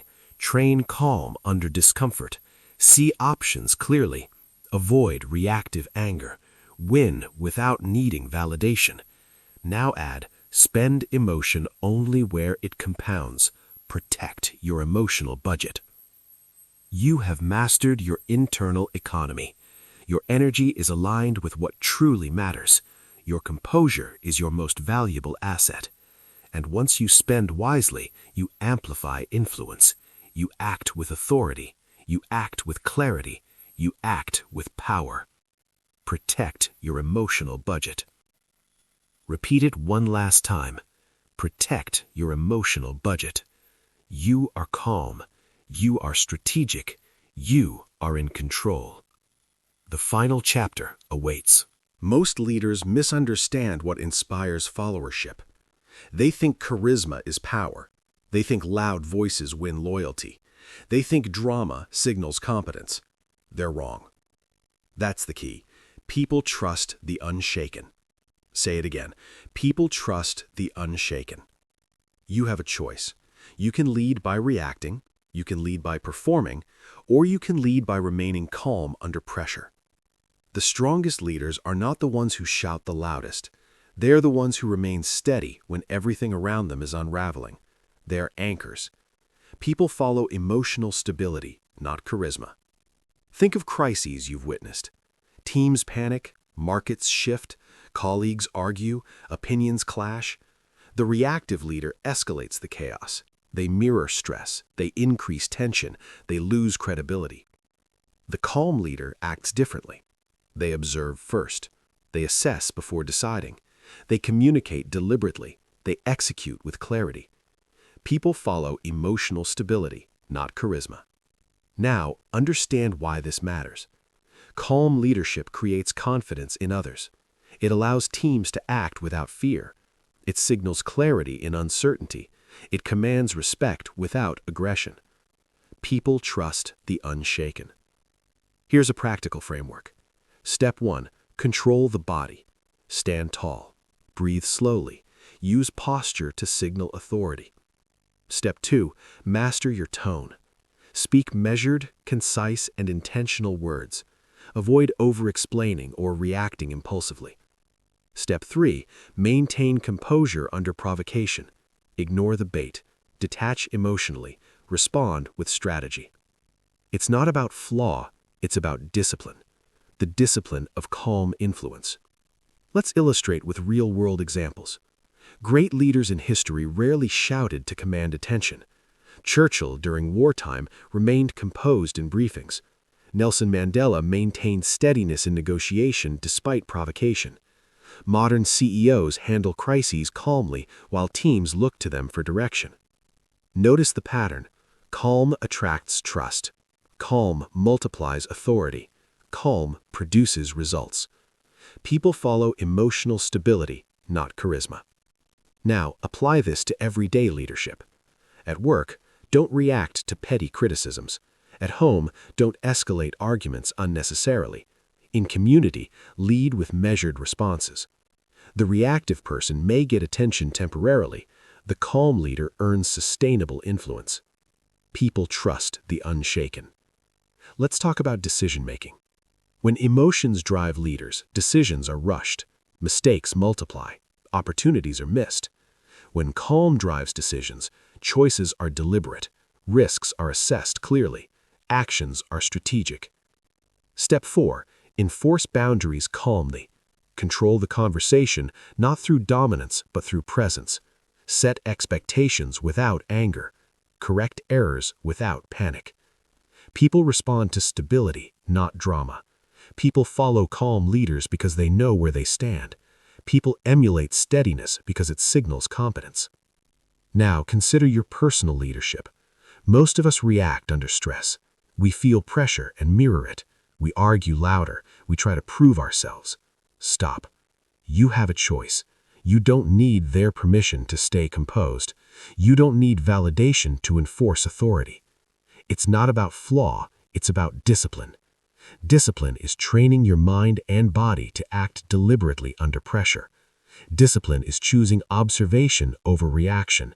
Discipline is turning challenges into platforms for authority. People trust the unshaken.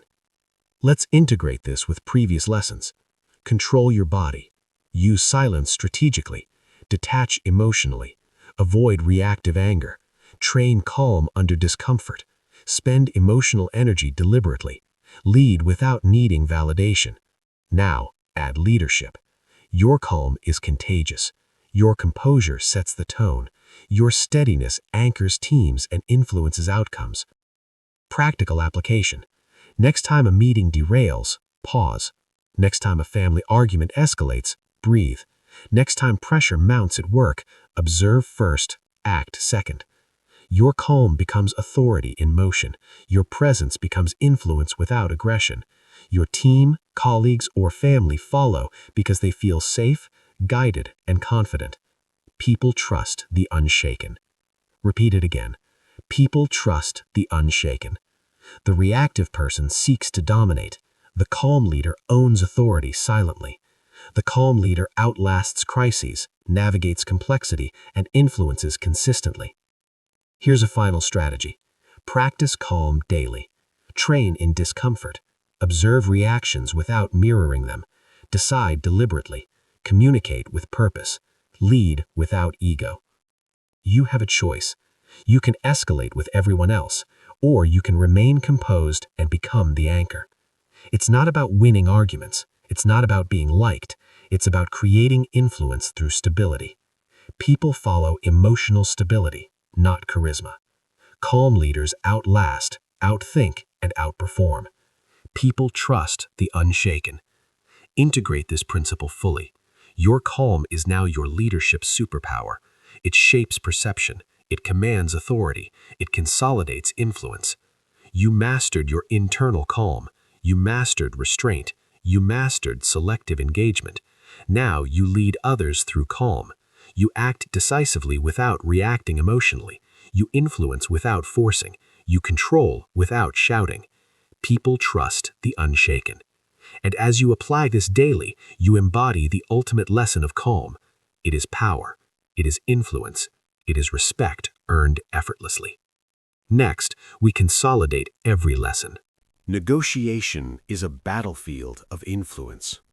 Most people enter with one objective: get what they want. And they do it emotionally. They react instantly. They argue. They try to prove themselves. And in doing so, they lose leverage. That's the key.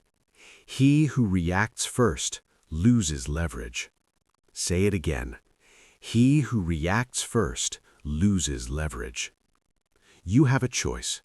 You can respond to provocations immediately.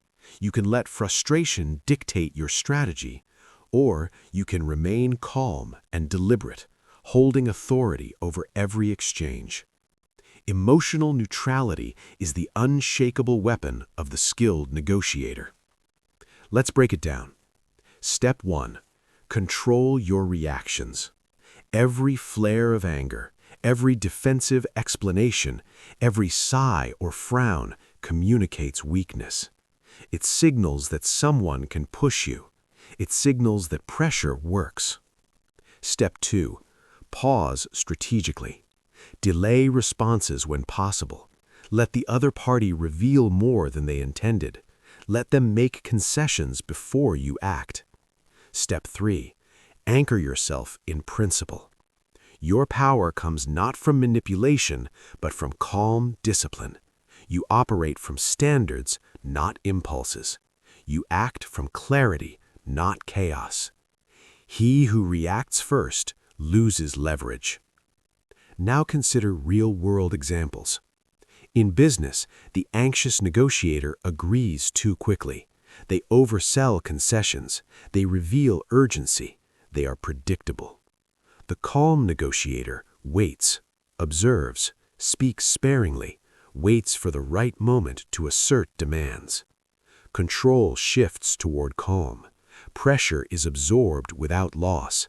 Opportunities multiply silently. You have a choice. You don't need to react instantly. You don't need to justify your position. You don't need anyone's permission to stay composed. It's not about flaw, it's about discipline.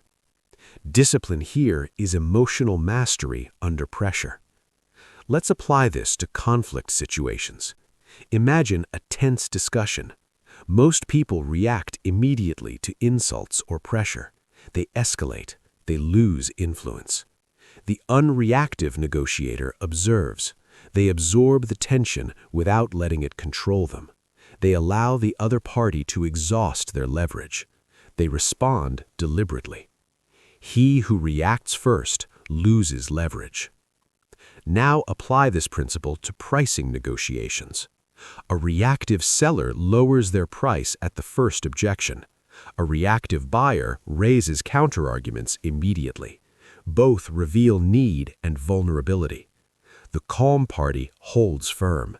They delay concessions. They ask questions instead of defending. They let the anxious party self-sabotage. The result? The unreactive negotiator secures better terms without force. Step 4. Observe nonverbal cues. Body language, tone, and micro-expressions communicate intent far louder than words. The reactive negotiator mirrors anxiety or frustration. The calm negotiator remains unreadable. They convey authority silently. He who reacts first loses leverage. Now integrate patience with strategy. Some negotiators feel compelled to fill silence. They overtalk, over-explain, over-justify. They believe that silence equals weakness. Wrong. Silence is a weapon. It pressures the other side to reveal intentions. It compels concessions naturally.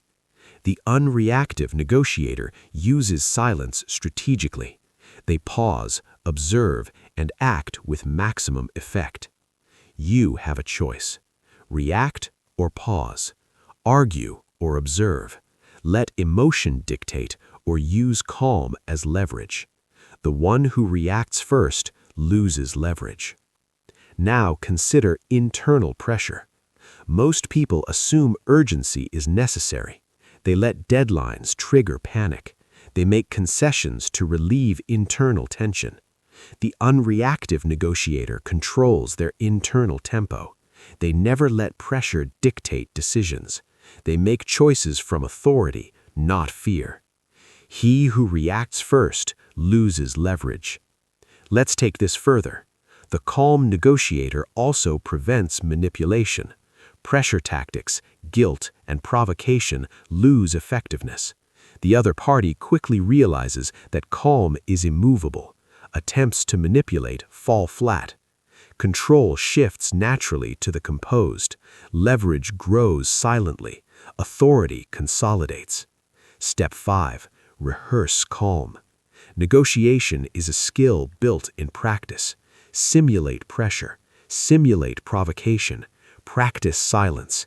Practice measured responses. Build emotional resilience before the real battles. You have a choice. You can respond to every stimulus immediately, or you can be deliberate, patient, and unshakable. The result is clear. He who reacts first loses leverage. Now connect this principle to life beyond negotiation. Any interaction with conflict, work, family, or social dynamics follows the same rule. React emotionally and you yield control. Remain calm and you guide outcomes strategically. It's not about flaw, it's about discipline. Discipline in negotiation is discipline in self-mastery. Step 6. Always measure impact versus emotion. Before reacting, ask, does my response advance my position or does it simply satisfy ego? If it satisfies ego, pause. If it advances influence, act deliberately. He who reacts first loses leverage. Now summarize. Control reactions. Delay responses strategically. Anchor in principle. Observe nonverbal cues. Use silence as leverage. Control internal pressure. Rehearse calm. Every step increases influence. Every pause preserves authority. Every measured response multiplies leverage. The unreactive negotiator wins consistently. They influence without force. They guide without aggression. They control without appearing dominant. People may not notice the calm initially, but over time they respect it. They defer to it. They follow it. He who reacts first loses leverage. Repeat it one last time. He who reacts first loses leverage. You have mastered calm.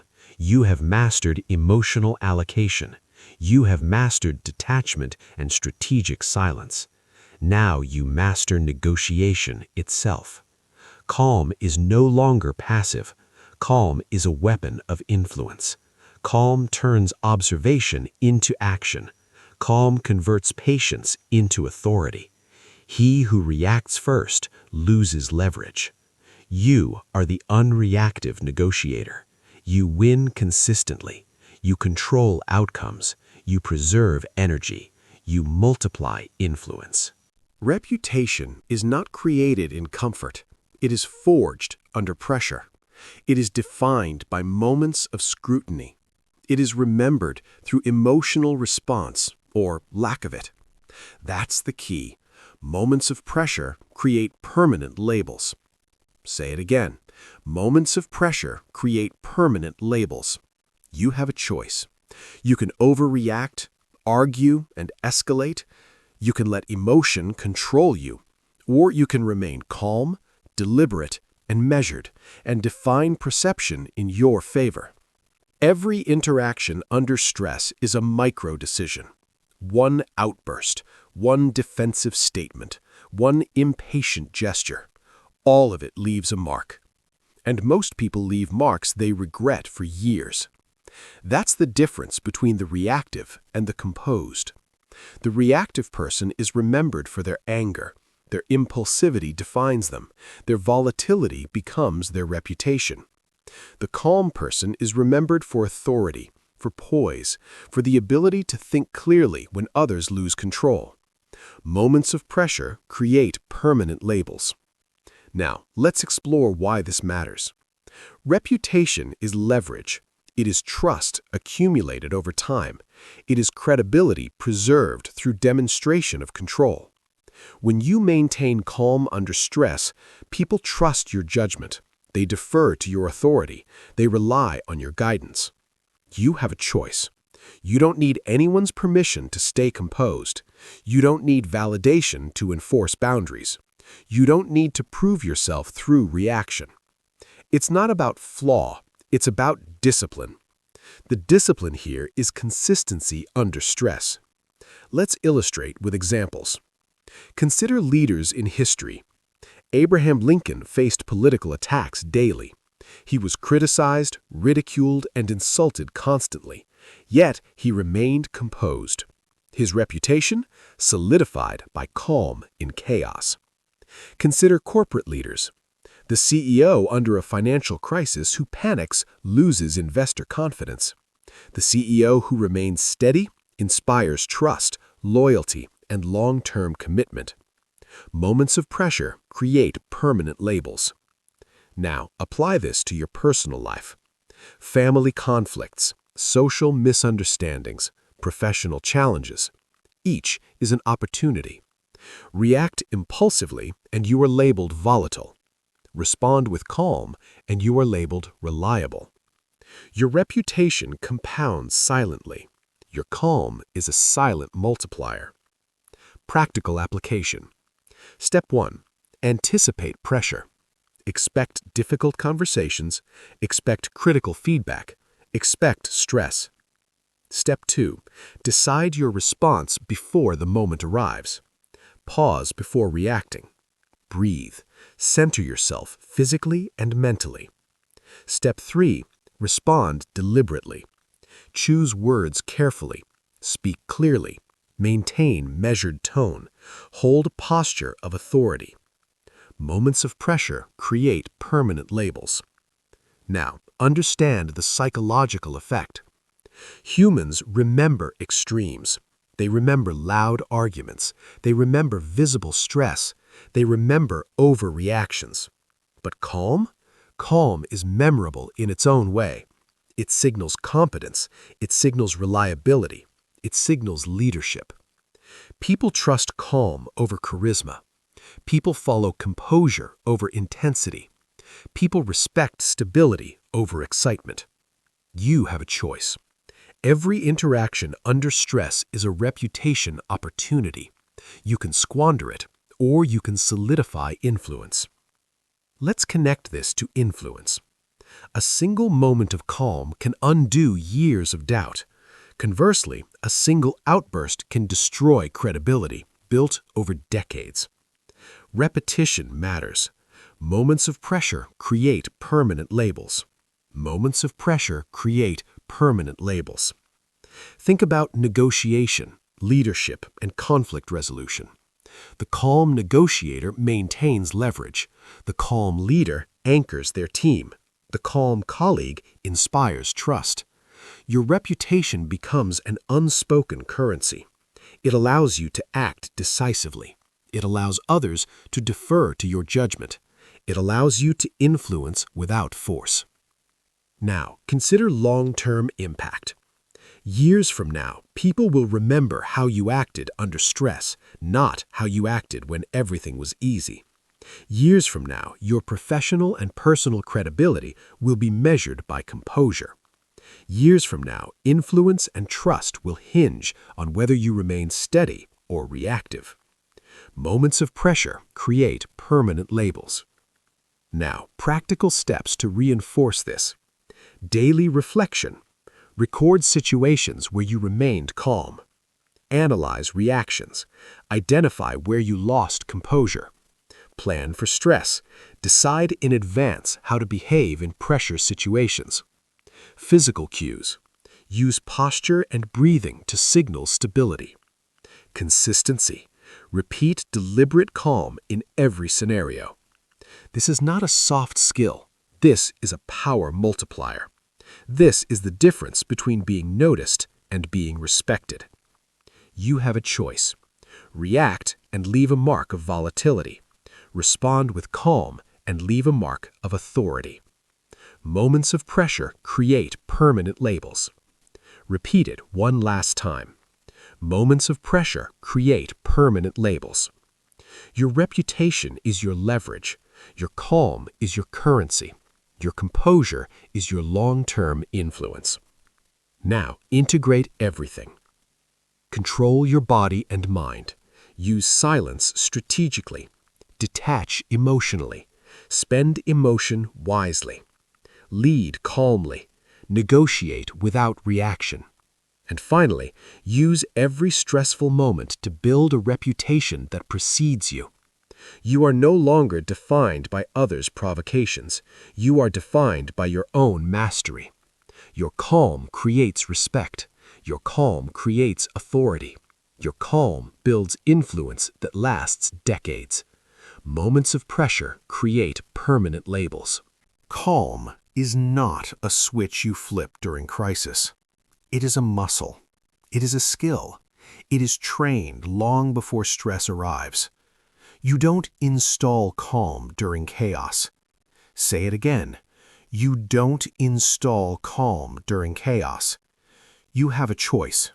You can wait for life to test you and hope composure appears, or you can rehearse it daily so that composure is automatic under pressure. That's the key. Let's break this down. Step 1. Practice deliberate pauses. Before responding in conversation, take a breath. Hold for a second longer than feels comfortable. This conditions your mind to resist impulsive reaction.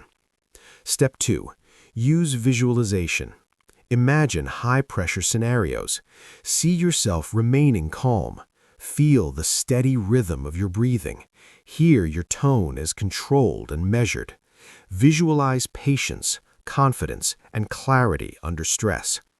Your brain begins to encode calm as default behavior. Step 3. Simulate stress safely.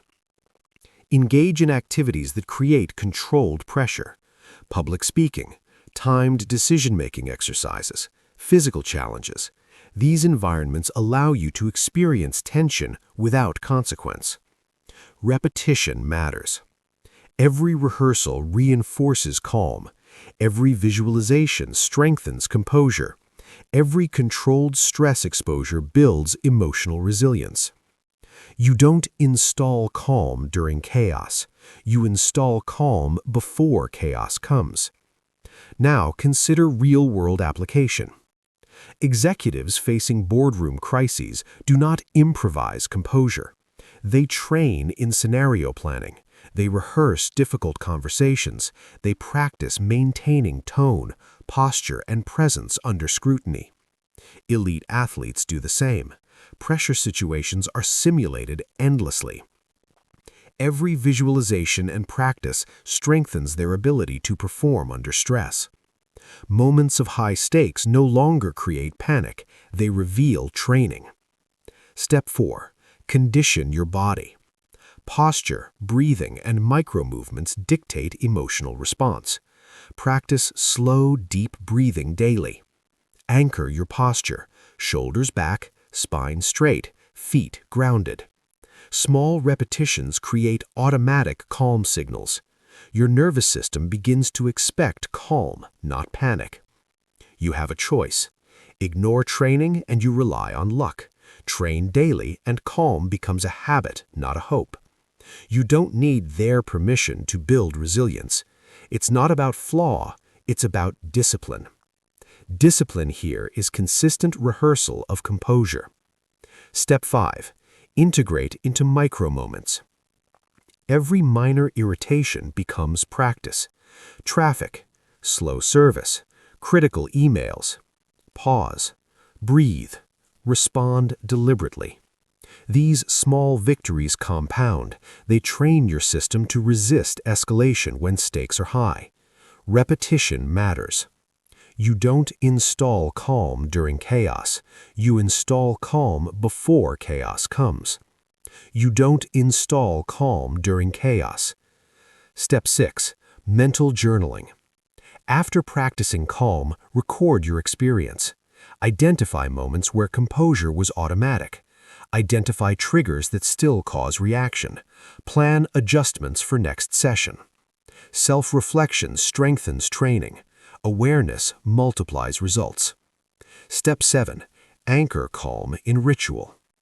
Morning meditation, focused breathing, or visualization sessions create neurological pathways. Your body and mind learn that calm is the default setting. You have a choice. Ignore these methods, and panic remains your default under pressure. Embrace them, and calm becomes instinct. You don't need validation to rehearse your composure. It's not about flaw, it's about discipline.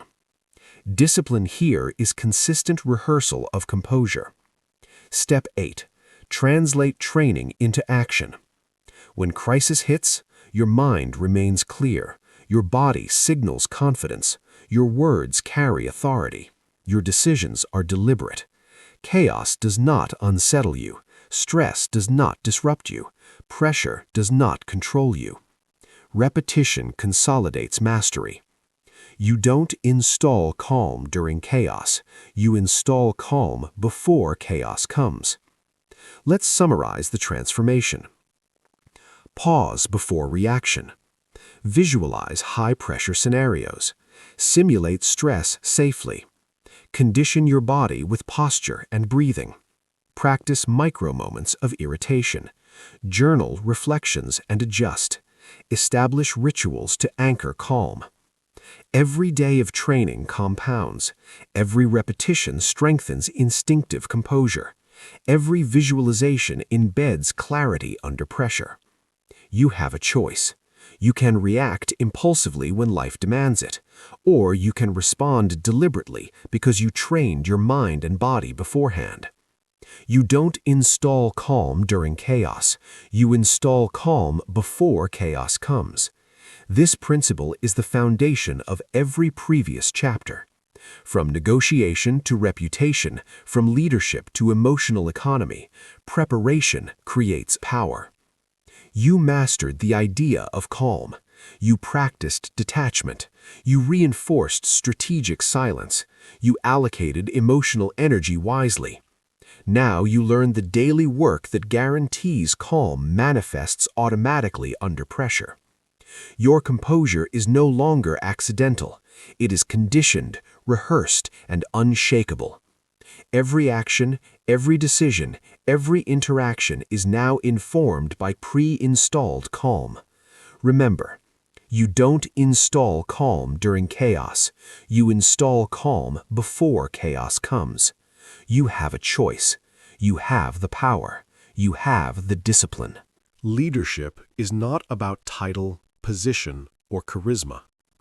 Leadership is revealed under pressure. Leadership is demonstrated in moments of stress. Leadership is measured by emotional control. Leadership begins where reactivity ends. Say it again. Leadership begins where reactivity ends. You have a choice. You can be swept by circumstance, reacting impulsively to every insult, challenge, and provocation, or you can regulate, observe, and act deliberately and separate yourself from the crowd. That's the key. Followers react. Leaders regulate. Notice the distinction. Followers mirror emotion. They let anger, fear, and frustration dictate action. They are predictable, vulnerable, and easily manipulated. Leaders choose response. They filter emotion through discipline. They act with foresight, calm, and authority. Repetition reinforces mastery. Leadership begins where reactivity ends. Leadership begins where reactivity ends. You have a choice. You don't need anyone's permission to control your emotional state. You don't need validation to remain steady. You don't need approval to act deliberately. It's not about flaw, it's about discipline. Discipline is the consistent refusal to be pulled into chaos. Let's break this down with examples. Consider crisis situations in history. World leaders faced attacks, threats, and moments that could have destroyed them. The reactive ones lost credibility. The composed ones earned enduring influence. Consider business. In high-stakes negotiations, the reactive manager yields concessions. The composed manager observes, listens, and acts strategically. Calm creates the psychological advantage. It is invisible but powerful. It signals confidence. It communicates authority. It inspires trust without words. Step 1. Pause before acting. Every decision made in haste is a decision made by emotion. Pause, breathe, and assess the landscape. Measure the stakes, the players, and the impact of your actions. Step 2. Speak deliberately. Leaders' words carry weight because they are chosen, not reactive. Volume, tone, and phrasing convey calm authority. Speak with intent. Speak with patience. Speak to influence. Step 3. Act strategically. Every move under pressure is amplified. A calm person acts with clarity. A reactive person acts under compulsion, which creates followership, which creates leadership. Leadership begins where reactivity ends. Now, understand the social psychology. Humans instinctively follow stability. They defer to calm during chaos. They mimic those who control themselves. Your calm signals competence. Your calm creates magnetic influence. Your calm separates you from those pulled into every emotional wave. You have a choice. You can match the chaos, or you can rise above it. You can be a follower of impulse or a leader of discipline. It's not about flaw, it's about discipline. Step 4. Integrate calm into decision-making. During conflict, pause before responding. During criticism, resist defensiveness. During uncertainty, anchor yourself to clarity, not fear. Every controlled response builds your authority. Every measured action reinforces leadership. Repetition matters.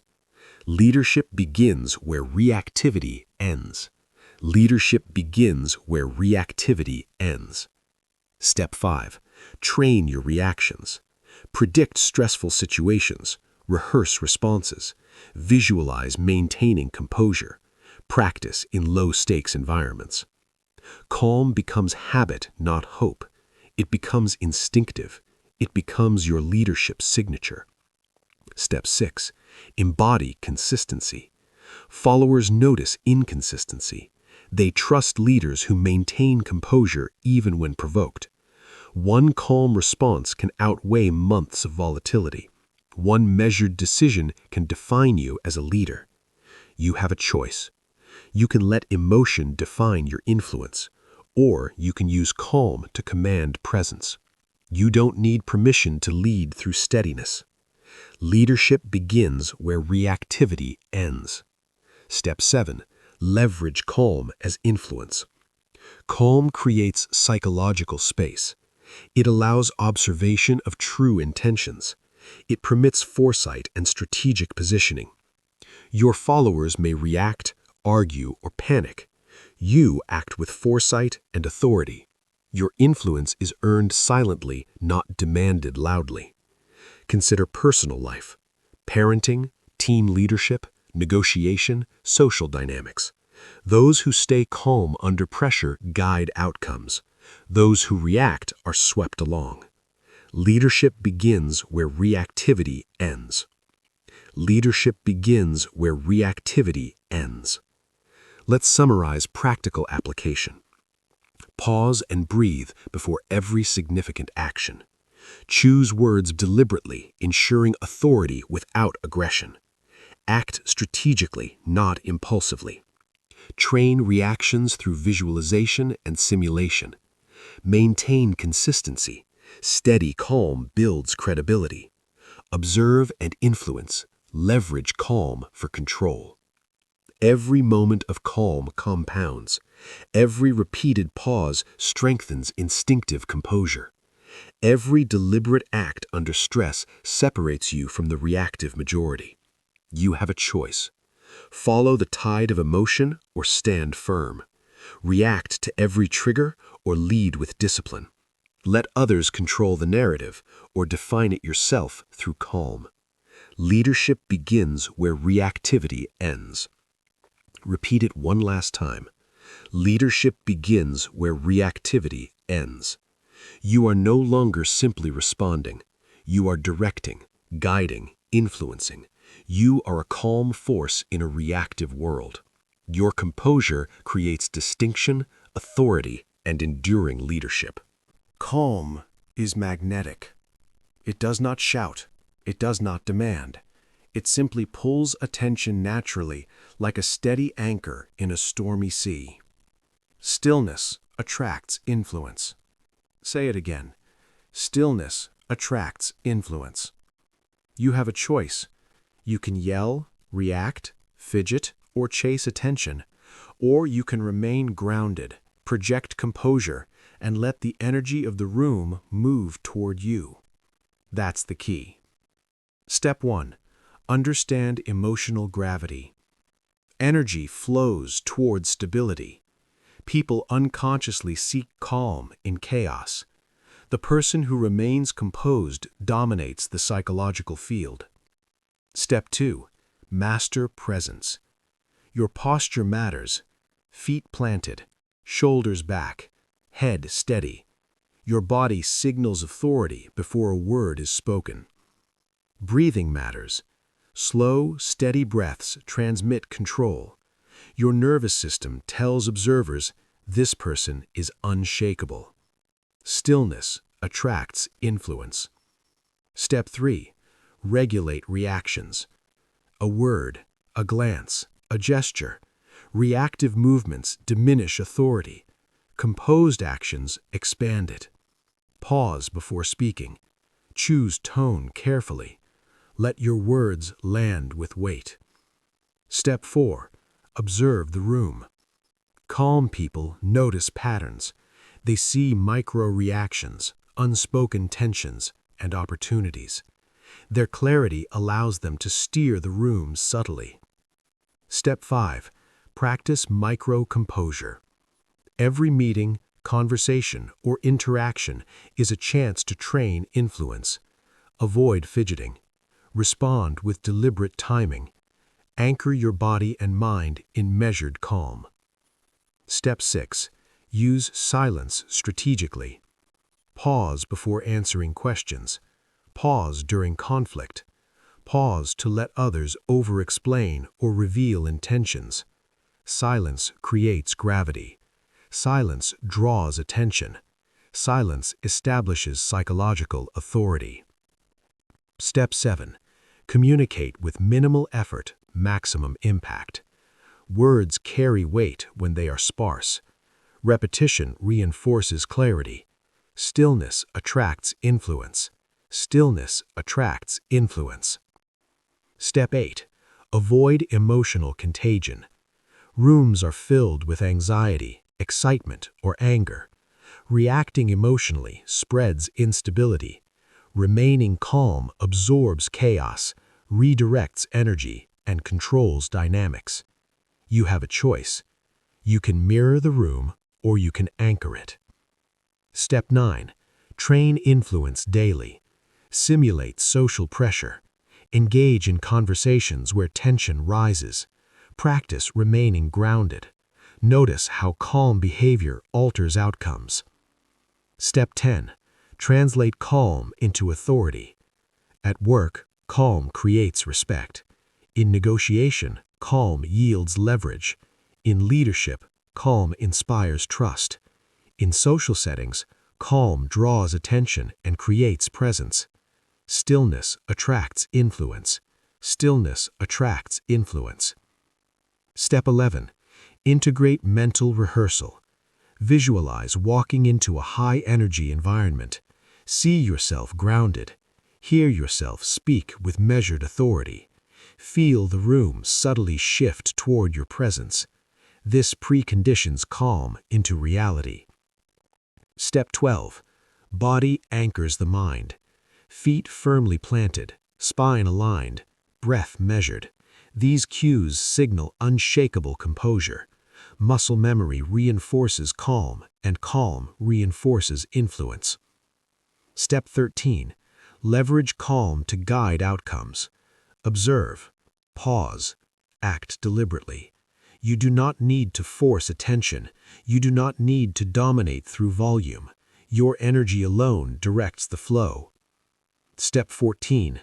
Guard emotional energy. Not every disruption deserves reaction. Every micro-gesture of panic erodes authority. Every deliberate pause strengthens it. Stillness attracts influence. Step 15. Embrace repetition for mastery. Every day of conscious composure compounds. Every interaction practiced becomes instinctive. Every pause reinforces authority. You have a choice: react and chase influence, or remain calm and let influence gravitate toward you. You don't need permission to command presence. It's not about flaw, it's about discipline. Discipline is consistent control over reactions, body, and attention. Step 16. Measure impact. Notice how calm shifts dynamics. Notice how others defer subtly, mirror composure, or yield decision-making space.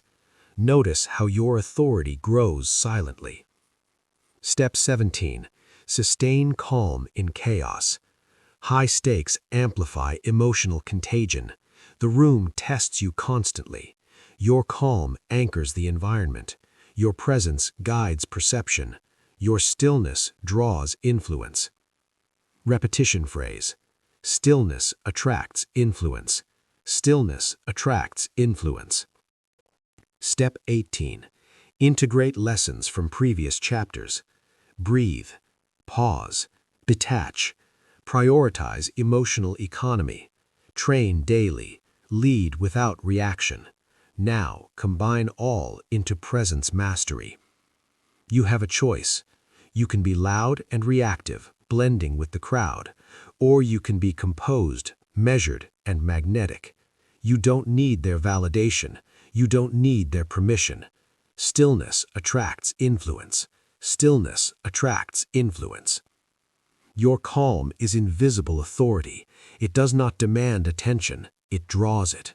It does not rely on intimidation. It creates space for choice. It does not react. It directs. Step 19. Practice exit and entry. The way you enter a room sets tone. The way you exit leaves impact. Calm in both cases signals control beyond presence. Step 20. Consolidate mastery. Anchor your body. Focus your mind. Practice daily. Observe constantly. Every micro moment of calm compounds into room-level authority. You have a choice: react, follow, blend, or command, anchor, and influence. You don't need anyone's approval. You don't need external validation. Stillness attracts influence. Stillness attracts influence. The room bends toward composure. Your authority is unspoken but undeniable. Your calm is a force. Your stillness shapes outcomes. You mastered your internal state. You mastered detachment. You mastered influence. Chaos is inevitable. The world will throw deadlines, insults, failures, and unexpected crises your way. People will panic, people will react, people will try to pull you into their turbulence. Be the center that does not move. Say it again. Be the center that does not move. You have a choice. You can be swept along by every emotional gust, or you can anchor yourself, observe clearly, and act decisively. That's the key. Step 1. Recognize the storm. You cannot eliminate chaos. You cannot prevent stress, but you can control how you navigate it. The reactive majority gets pulled into drama. They become part of the storm. The calm individual becomes the point around which the storm rotates. Be the center that does not move. Step 2. Internalize composure. Calm is not occasional. Calm is habit, practice, and instinct. It is rehearsed in the quiet before it is tested in the chaos. Visualize stressful situations daily. Practice measured responses. Anchor your body, regulate your breath, and train your nervous system. Step 3. Detach strategically. Detachment is not indifference. Detachment is clarity. Detach from emotional contagion, but engage with focus. You do not need to absorb the panic around you. You do not need to mirror fear. Step 4. Expand perception. When panic spreads, vision narrows. The reactive person sees threats everywhere. The calm person sees options. They notice opportunities, hidden patterns, and paths forward. Step 5. Act decisively. Being the eye of the storm is not passive. It is purposeful, informed action. Pause to gather information. Pause to let others reveal intentions. Then execute with precision and authority. Be the center that does not move. Step 6. Master emotional economy. Not every battle deserves energy. Not every comment deserves a reaction. Your emotional currency is precious. Spend it only where it compounds. Preserve calm for the moments that define outcomes. Step 7. Embody psychological gravity. Calm attracts attention. Calm commands respect. Calm creates space for influence without force. Others will instinctively follow your lead. Your presence alone shapes the environment. Step 8. Leverage silence and stillness. When the storm rages, words are cheap. Noise fuels chaos. Pause. Breathe. Let your silence convey authority. Step 9. Practice daily imperviousness. Prepare for challenges that haven't arrived yet. Simulate high-pressure scenarios. Condition your mind and body to remain centered under stress. Step 10. Align action with principles. Calm without direction is wasted. Center yourself around values, discipline, and long-term goals. Every choice made in composure reinforces identity. Be the center that does not move. Be the center that does not move. Be the center that does not move. Step 11. Integrate leadership lessons. Leaders emerge in crisis. They are distinguished not by reaction, but by composure. They guide others not through volume, but through anchored clarity. Step 12. Maintain perspective. Chaos is temporary. Calm is permanent. The storm will pass. Your response will echo. Your calm will leave a legacy of influence. Step 14. Guard against reactive triggers. Identify emotional pitfalls. Avoid habitual reactivity. Redirect energy consciously. Your calm is your fortress. Your stillness is your shield. Step 14. Turn observation into strategy. Chaos exposes weakness, opportunity, and intention. The calm observer learns, predicts, and acts with foresight. The reactive participant is blindsided. Step 15. Embody repeated mastery. Every interaction, every meeting, every challenge is a chance to rehearse calm under stress. Every repetition compounds authority. Every practiced pause strengthens instinctive control. Be the center that does not move. Be the center that does not move. Step 16. Influence without force. Your calm directs attention. Your presence organizes chaos. Your decisions ripple through the environment. You don't push, you anchor. You don't shout, you command. Step 17. Cultivate resilience. The storm will test you repeatedly. Your calm is resilient if you've practiced. Your calm protects energy, focus, and judgment. Step 18. Integrate insight into action. Observe carefully, pause deliberately, act decisively. Chaos no longer dictates outcomes. You do. Step 19. Repeat the principle.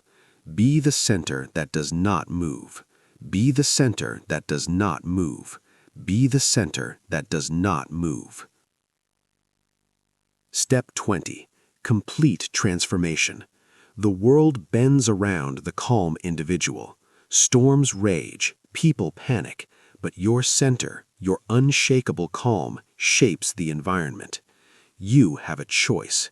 You can react, be swept, and lose control, or you can anchor, observe, and command the situation silently.